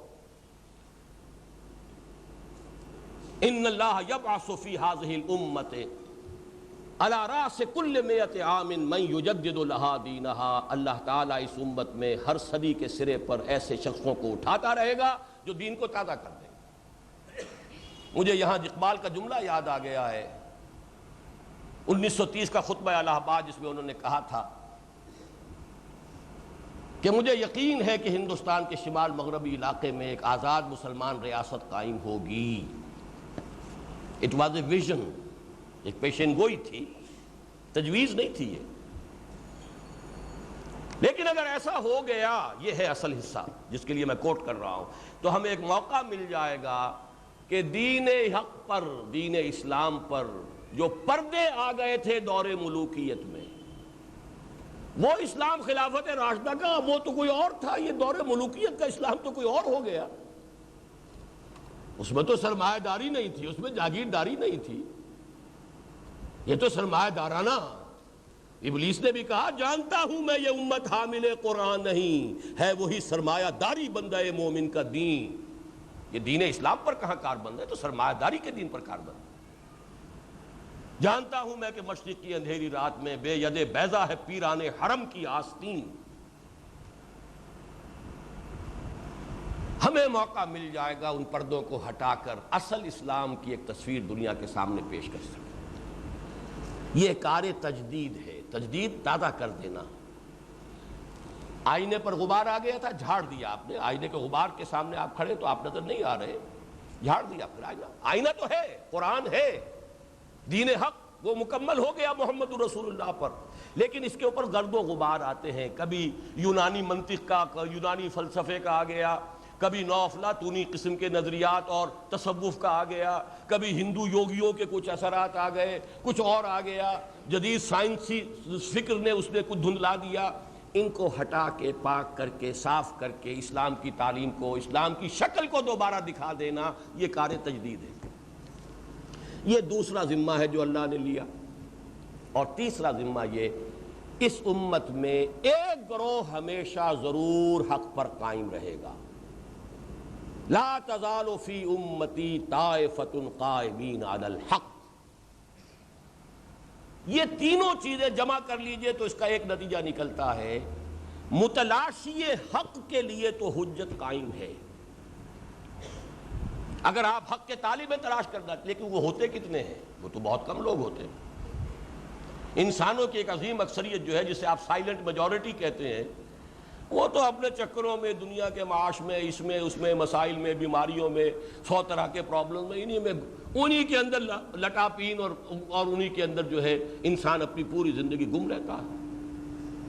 تلاش حق، اس کا کس کی زندگی میں موقع آتا؟ بہت کم. جو ہے اس کے لیے تو حجت قائم ہے، قرآن موجود ہے، جو تلاش کرنا چاہے گا پالے گا، جو اندہ یا بندہ. جو اس کے اوپر کوئی آیا ہے نظریاتی طور پر، کوئی گردہ وردہ آیا ہے، وقتاً فوقتاً اللہ مجددین کے ذریعے سے اس کو بھی صاف کرتا رہا ہے، تاکہ یہ نہ ہو کوئی تلاش کرنا چاہے تو ملے ہی نہ اسے. اور نمبر 3 یہ کہ انفرادی اعتبار سے، انفرادی شخصیتوں کے اعتبار سے، اور کچھ نہ کوئی ایک گروہی شکل میں بھی کچھ نہ کچھ لوگ ضرور موجود رہیں گے. کوئی دنیا اصحاب خیر سے کوئی دور بالکل خالی نہیں رہے گا. گویا کہ انفرادی سطح پر اتمام حجت کا تو پورا بندوبست اللہ تعالیٰ نے کر رکھا ہے. صرف ایک شے کی کمی ہے، اور وہ اس اجتماعی اتمام حجت کی کمی ہے کہ پوری دنیا میں جب تک کسی ایک ملک میں آپ وہ نظام دین حق قائم کر کے نہیں دکھاتے، humanity at large will have the right to sue us in the court of Allah subhanahu wa ta'ala. اسے حق حاصل ہوگا کہ ہمارے خلاف مقدمہ دائر کرے کہ اللہ ہم نے تو کہیں دیکھا ہی نہیں، یہ تو باتیں ہی باتیں کرتے تھے، پدرم سلطان بود عمر کی بات سناتے تھے، ابو بکر کی سناتے تھے، عثمان کی سناتے تھے، اپنی تو کوئی بات انہوں نے دکھائی نہیں،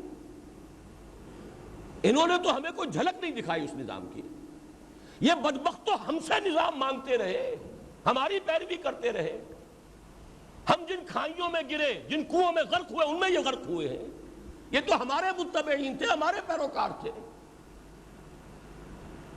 یہ ہے وہ جرم جس جرم کی سزا آج امت مسلمہ پا رہی ہے۔ مس ریپرزنٹیشن آف اللہ، امت مسلمہ کا کام ہوتا ہے ریپرزنٹ کرنا اللہ کو۔ قانون آپ کے پاس، کتاب آپ کے پاس، سارے نبیوں سے اعلیٰ افضل ہمارا نبی لہک لہک کر گاتے آپ ہیں، تو آپ کے ذمے ہے کہ آپ ریپرزنٹ کریں اسلام کو۔ گاڑی نمبر LOU 5757 سرخ رنگ کرولا، بہرحال یہ میرا اس وقت کا موضوع نہیں ہے، پچھلے دنوں میں نے پاکستان کے کئی شہروں کا دورہ کر کے خاص اسی موضوع کو کہ یہ ہماری اس وقت کی دی سیڈ پلائٹ آف دی مسلم امہ، 1 بلین سے زیادہ ہے، ہر 5واں انسان دنیا کا مسلمان ہے، کتنا بڑا رقبہ مسلمانوں کے قدمے تلے ہے، آج کی سب سے بڑی دولت ہے تیل، سب سے بڑے ذخیرے مسلمانوں کے قدموں تلے ہیں، پھر ذلت ہے، رسوائی ہے، کسنمی پرست کے بھیا کشتی، سارے فیصلے دنیا کے G7 G15 کریں گے، ہماری قسمتوں کے فیصلے بھی وہ چکائیں گے، ہمارے بجٹس کے لیے انسٹرکشن وہاں سے آئیں گی، اب تو ہماری پوری معیشت کو مانیٹر کیا جائے گا، اس لیے کہ آپ مقروض ہیں، IMF کے ہیں، ورلڈ بینک کے ہیں، تو جو بھی آپ کا قرض خواہ ہے اس سے حق حاصل ہے کہ آپ کے اوپر نگرانی کرے پوری۔ یہ کیوں ہے؟ ایک ہی جرم ہے، یہ نہیں ہے کہ اللہ کو کفر پسند ہے اور اسلام ناپسند ہے، یہ نہیں ہے کہ اللہ کو مسلمانوں سے دشمنی ہے اور غیر مسلموں سے اس کی کوئی دوستی ہے، یہ بھی نہیں ہے کہ اللہ ظالم ہے۔ وجہ کیا ہے؟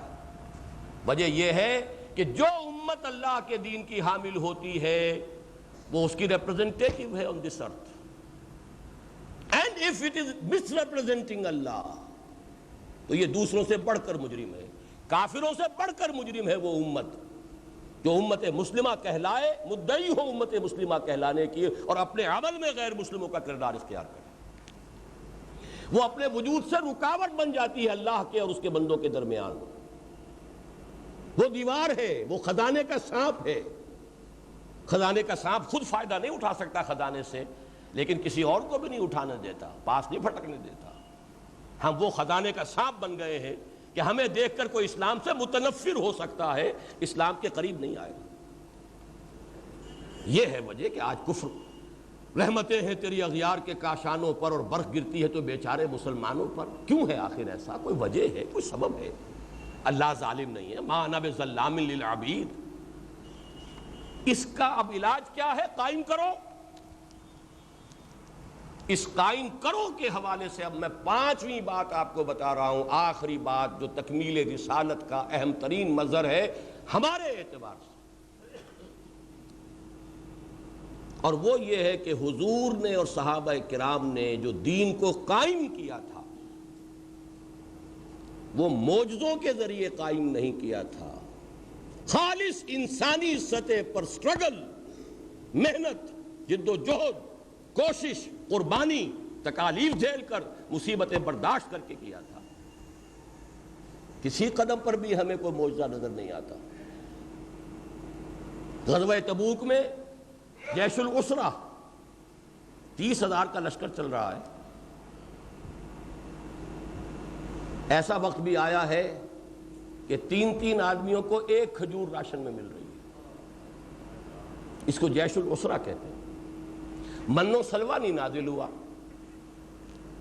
کیوں نہیں ہوا؟ یہودی زیادہ پیارے تھے؟ 6 لاکھ کے لشکر کو فیڈ کیا جا رہا ہے من و سلوہ سے،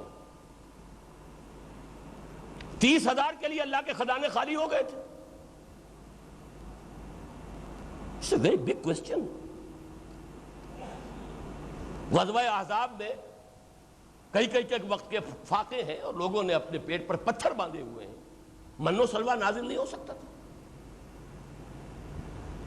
جنہوں نے طائف میں پتھر مارے ہیں ان کے ہاتھ چھل نہیں ہو سکتے تھے. کیا وجہ ہے؟ کیا حضور اللہ کے محبوب ترین انسان نہیں تھے؟ کیا کوئی محب چاہے گا کہ محبوب کو کوئی تکلیف پہنچے؟ اللہ یہ کہ مجبور ہو، بے کس ہو، نہیں مدد کر سکتا اپنے محبوب کی. تو اللہ تو بے کس بھی نہیں، لاچار بھی نہیں. تو قادر و عادل ہے مگر تیرے جہاں میں ہے تلخ بہت بندہ مزدور کے اوقات. اللہ قادر ہے، اللہ جو ہے محبت کرتا ہے اپنے رسول سے، وہ حبیب اللہ ہے. پھر پتھر پڑ رہے، چیخیں نکل گئی ہیں محمد الرسول اللہ کی. میں یہ لفظ جان بوجھ کر بول رہا ہوں، چیخیں نکل گئی. اللہم الیک اشکو ضعف قلتی وقلت قوتی وقلت حیلتی وہوانی علی الناس الی من تکلنی الی بعید یتجہمنی اور الی عدو ملکت امری. اے اللہ کہاں جاؤں؟ تیری جناب میں فریاد لے کر آیا ہوں اپنی قوت کی کمی کا، اپنے وسائل کی کمی کا. مجھے کس کے حوالے کر دیا ہے جو مجھ پر غالب آ گئے ہیں؟ کیا مجھے دشمن کے حوالے کر دیا کہ جو چاہے میرے ساتھ کر گزرے؟ کیا یہ چیخیں نہیں ہیں؟ الی من تکلنی، کس کے حوالے کر دیا مجھے؟ الی عدو ملکت امری، دشمن کے حوالے میرا معاملہ کر دیا. ہاں پھر ایک نسبت عبدیت غالب آتی ہے. ان لن یکن علی غضبک فلا ابالی. اے اللہ اگر تو ناراض نہیں ہے تو مجھے کوئی پرواہ نہیں. یعنی کہیں یہ سب کچھ تیری ناراضگی کا مظہر تو نہیں ہے. اعوذ بنور وجہک الذی اشرقت لہ الظلمات. میں تیرے ہی روئے انور کی ضیاء کی پناہ میں آتا ہوں جس سے پوری کائنات روشن ہے. یہ فریاد ہے محمد الرسول اللہ کی. یہ سب کچھ کیوں ہو رہا ہے؟ غور کیجئے. یہ حجت قائم کی ہے کہ جو کچھ کیا حضور نے زمین پر چل کر کیا، قدم بقدم محنت کر کے کیا، مشقتیں جھیل کر کیا، ایثار اور قربانی کے تمام جتنے بھی منازل ہو سکتی ہیں ان کو طے کر کے کیا. حضور مستثنا نہیں، آپ کے قریب ترین صحابہ مستثنا نہیں. تو آپ کیسے مستثنا ہونے کے مستحق ہو جائیں گے؟ لیکن حجت قائم ہے. اگر تو یہ ہوتے معجزے تو ہم کہتے تھے یہ تو معجزے ہو گئے، حضور نے کر دیا. ہم کون ہوتے؟ ہم کیسے کریں؟ تو قدم قدم پہ معجزے آ گئے، من و سلوہ نازل ہو گیا. بلکہ من و سلوہ جن پر نازل ہوا تھا ان کے تو مزاج بگڑ گئے. اسی وجہ سے جیسے لاڈ پیار میں بگڑی ہوئی اولاد جو ہے جو خراب ہوتی ہے، وہ تو اسی طرح کا منظر سامنے آ گیا. جب آیا وقت کہ لڑو اللہ کی راہ میں، فضا بنتا ہوا ربوں کا فاقاتلا، تمہاری چھڑی تمہارے پاس موجود ہے، موسیٰ لو اپنا عصا اور جاؤ اور لڑو. یہ عصا سمندر کو پھاڑ سکتا ہے، یہ عصا جو ہے ایک چٹان میں سے 12 چشمے نمودار کروا سکتا ہے، تو ان کو کیوں نہیں مار سکتا؟ انا ہا ہونا قاعدون، ہم تو یہاں بیٹھے ہیں، جاؤ تم اور تمہارا عصا اور تمہارا رب جنگ کرو. وہاں مسئلہ یہ تھا نہیں، قدم بقدم چل کر ایبسولیوٹلی ہیومن لیول پر ایفرٹ ہوئی ہے. اس سے اس کی نفی نہ ہو جائے معاذ اللہ. مدد آئی ہے اور مدد اب بھی آئے گی. مدد کے دروازے تو بند نہیں. وَلَا يَنْصُرَنَّ اللَّهُ مَن يَنْصُرُهُ، لیکن کوالیفائی کریں مدد کے لیے تب مدد آتی ہے. جو کچھ اپنے پاس ہے وہ نکال کر رکھ دیں تب دعا مانگیں اور مدد آئے گی. جو کچھ اپنے پاس ہے وہ تو اپنا، اپنے بیوی بچوں کا، اپنے اولاد کا، اپنا اس کا، اپنا اس کا، اپنا وقت سارا اپنے دھندوں کا، اپنے کاروبار کا. اللہ سے صرف دعا. وہ دعا منہ پر دے کر ماری جائے گی اور ماری جاتی رہی ہے. کتنے دنوں تک دعا مانگی گئی تھی؟ دعائے قنوت نازلہ، سکوت ڈھاکہ ہو گیا، قنوت نازلہ سے کچھ نہیں ہوا. نہیں ہوگا، کبھی نہیں ہوگا. ہاں 15 برس کی محنت کو لا کے میدان میں ڈال دیا 313 کو. تب دعا کی ہے اللہ میری 15 برس کی کمائی ہے، تب مدد آتی ہے. چمن کے مالی اگر بنا لے موافق اپنا شعار، اب بھی چمن میں آ سکتی ہے پلٹ کر چمن سے روٹھی بہار اب بھی. اور فضائے بدر پیدا کر، فرشتے تیری نصرت کو اتر سکتے ہیں گردوں سے قطار اندر قطار اب بھی، لیکن فضائے بدر پیدا کرنی ہے، اس کے لیے وہ لوگ چاہیے، وہ عزم چاہیے، وہ ارادہ چاہیے، وہ حوصلہ چاہیے، وہ ولولہ چاہیے، وہ ان صلاتی و نسکی و محیای و مماتی للہ رب العالمین کا فیصلہ چاہیے، ایک امیر کے ساتھ بیعت کر کے بنیان مرصوص کرنے کی ہمت چاہیے، بنیان مرصوص بننے کی ہمت چاہیے۔ یہ مراحل طے ہوں گے تو مدد بھی آئے گی۔ وَلَيَنْصُرَنَّ اللَّهُ مَن يَنْصُرُهُ، اللہ لازماً مدد کرے گا ان کی جو اس کی مدد کرتے ہیں۔ ان تنصروا اللہ ینصرکم، اگر تم اللہ کی مدد کرو گے تو اللہ تمہاری مدد کرے گا۔ تم اللہ کے باغیوں کے ساتھ پینگے بڑھاؤ اور اللہ تمہاری مدد کرتا رہے تو تم سے بڑا بے وقوف اور احمق اور کون ہوگا؟ اللہ کی مدد کی توقع رکھنا، وہ مدد تو نہ آئی، نہ عربوں کو ملی سن 67 میں، نہ ہمیں ملی سن 71 میں، مدد تو نہیں آئے گی۔ پاکستان بنایا اللہ کے نام پر، دین کے نام پر، اور دھندے سارے کے سارے کافرانہ جاری رکھے، آج تک جاری ہیں۔ اللہ سے اب قنوت نازلہ مانگ رہے ہیں، آیت کریمہ کا ختم ہو رہا ہے، دعا ہو رہا ہے۔ یہ پرورشن آف ریلیجن ہے، دین کا حلیہ بگاڑا گیا ان چیزوں کے ذریعے سے۔ بہرحال ختم نبوت کا ایک مفہوم، لا نبی بعدی، آپ کے بعد جس نے دعویٰ نبوت کا کیا وہ دائرہ اسلام سے خارج، جس نے تصدیق کی دائرہ اسلام سے خارج۔ یہ اس کا قانونی پہلو ہے۔ انقطاع نبوت، انقطاع وحی، کھڑکی بند۔ لیکن ختم نبوت کا اصل مفہوم جس میں فضیلت محمدی کا پہلو بھی ہے اور جس میں ختم نبوت پر وارث شدہ جو بھی عقلی اشکالات ہیں ان کا حل ہے، وہ ہے تکمیل نبوت و رسالت۔ اس کے 5 مظہر، عالمی رسالت ہے محمد الرسول اللہ کی، اس کا تعلق ہے انسان کے مادی علوم اور ٹیکنالوجی کے ارتقاء کے ساتھ۔ الہدا، ہدایت کاملہ قرآن میں اور اس کی حفاظت کا ذمہ۔ دین حق، تمدن انسانی کے تمام پیچیدہ مسائل کا متوازن معتدل حل دین حق، اس کی تکمیل ہو گئی محمد الرسول اللہ پر۔ نمبر 4، اس کو عملاً قائم کر کے اس کی مثال دکھا دی محمد الرسول اللہ، جس کو آج کی 20ویں صدی میں بھی لوگوں نے تسلیم کیا ہے۔ 2 دشمنوں کی میں صرف آپ کو گواہی دے کر بات ختم کر دوں گا۔ 1920 کی گواہی ہے، ایم این رائے، اس وقت کے یوں سمجھئے کہ جو کمیونسٹ انٹرنیشنل کا بہت ٹاپ کا لیڈر، لاہور میں تقریر کی تھی بریڈ لا ہال میں، دی ہسٹوریکل رول آف اسلام۔ اب بھی یہ ہندوستان میں کتاب چھپتی ہے، موجود ہے۔ اس نے کہا تاریخ انسانی کا عظیم ترین انقلابی رہنما محمد تھے صلی اللہ علیہ وسلم، کر کے دکھایا ہوا۔ یہ صرف دوسرے فاتحین کی طرح کا ایک سیلاب نہیں تھا فتح کا، ایک نئی تہذیب، نیا تمدن، نیا نظام دنیا کو دیا ہے محمد نے۔ مصطفیٰ اندر ہرا خلوت گزید، قوم و آئین و حکومت آفریت۔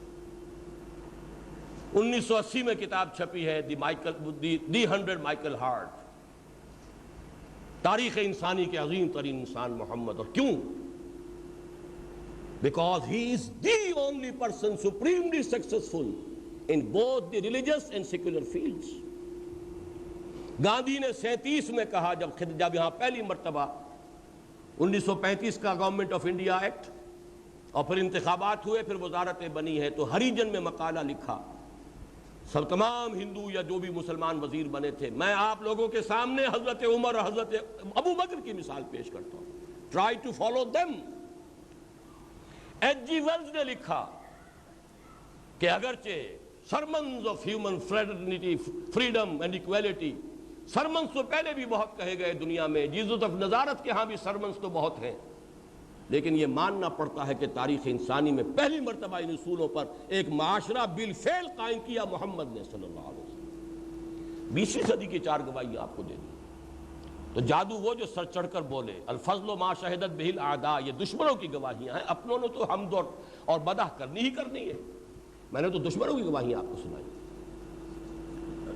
یہ ہے کہ قائم کر کے اگر نہ دکھایا ہوتا تو جیسا کہ میں نے عرض کیا تھا، شاعری اچھی نظر آتی، بہت اچھی بات تھی، بہت عمدہ، کیا کہنے، بہت اچھے اشعار کہے ہیں، قابل عمل تو نہیں یہ بات، یہ ہو سکتا ہے بھلا، ہیڈ آف دی اسٹیٹ اور اسٹیٹ وزٹ پر ہو اور جا رہا ہو 700 میل کا لمبا سفر اور ایک اونٹ ہو اور ایک خادم ساتھ ہو، اسی اونٹ پر راشن بھی ہو، اور چونکہ راشن ہے لہذا ایک وقت میں صرف ایک شخص اونٹ پر بیٹھ سکتا ہے۔ ایک منزل امیر المومنین عمر بن الخطاب اونٹ کے اوپر بیٹھے ہوئے ہیں، خادم نکیل پکڑ کر آگے چل رہا ہے، اگلی منزل میں خادم اوپر براجمان ہے اور عمر بن الخطاب امیر المومنین خلیفۃ المسلمین نکیل پکڑے ہوئے آگے چل رہے ہیں۔ کیا باتیں کر رہے ہو، کیا کہانیاں ہیں، these are very good fairy tales. پریوں کی کہانیاں تو ہیں، بڑی اچھی ہیں، بالفعل ہوا ہے دنیا میں، چشم فلک نے دیکھا ہے۔ چارج لینے جا رہے تھے یروشلم کا، فاتح کی حیثیت سے جا رہے تھے، اور یہ سفر کی کیفیت تھی عمر فاروق۔ پانچواں جو مظہر ہے وہ یہ ہے کہ یہ سارا کام آپ نے، معجزہ ایک ہی تھا اور وہ قرآن، اور وہ معجزہ اللہ نے مستقل رکھا ہے، دائم رکھا ہے، جیسے آپ کی رسالت دائمی ہے معجزہ بھی دائمی ہے، وہ موجود ہے۔ قد ترکت فیکم ما ان اعتصمتم بہ لن تضلوا ابدا کتاب اللہ، چھوڑ کر جا رہا ہوں، دے کر جا رہا ہوں تمہیں وہ چیز جس کو مضبوطی سے تھامے رکھو گے تو کبھی گمراہ نہیں ہوگے، وہ اللہ کی کتاب۔ معجزہ اگر ہے تو وہی ہے، اتر کر حرا سے سوئے قوم آیا اور ایک نسخہ کیمیا ساتھ لایا، اس کو محفوظ کر دیا گیا ہے۔ در بغل داری کتاب زندگی، وہ کتاب زندہ ہماری بغل میں آج بھی موجود ہے۔ باقی جو ہے، باقی تو ہیومن ایفرٹ ہے، کوشش ہے، جد و جہد ہے، ناکامیاں ہیں۔ کیا طائف سے کامیاب لوٹے تھے یا ناکام لوٹے تھے؟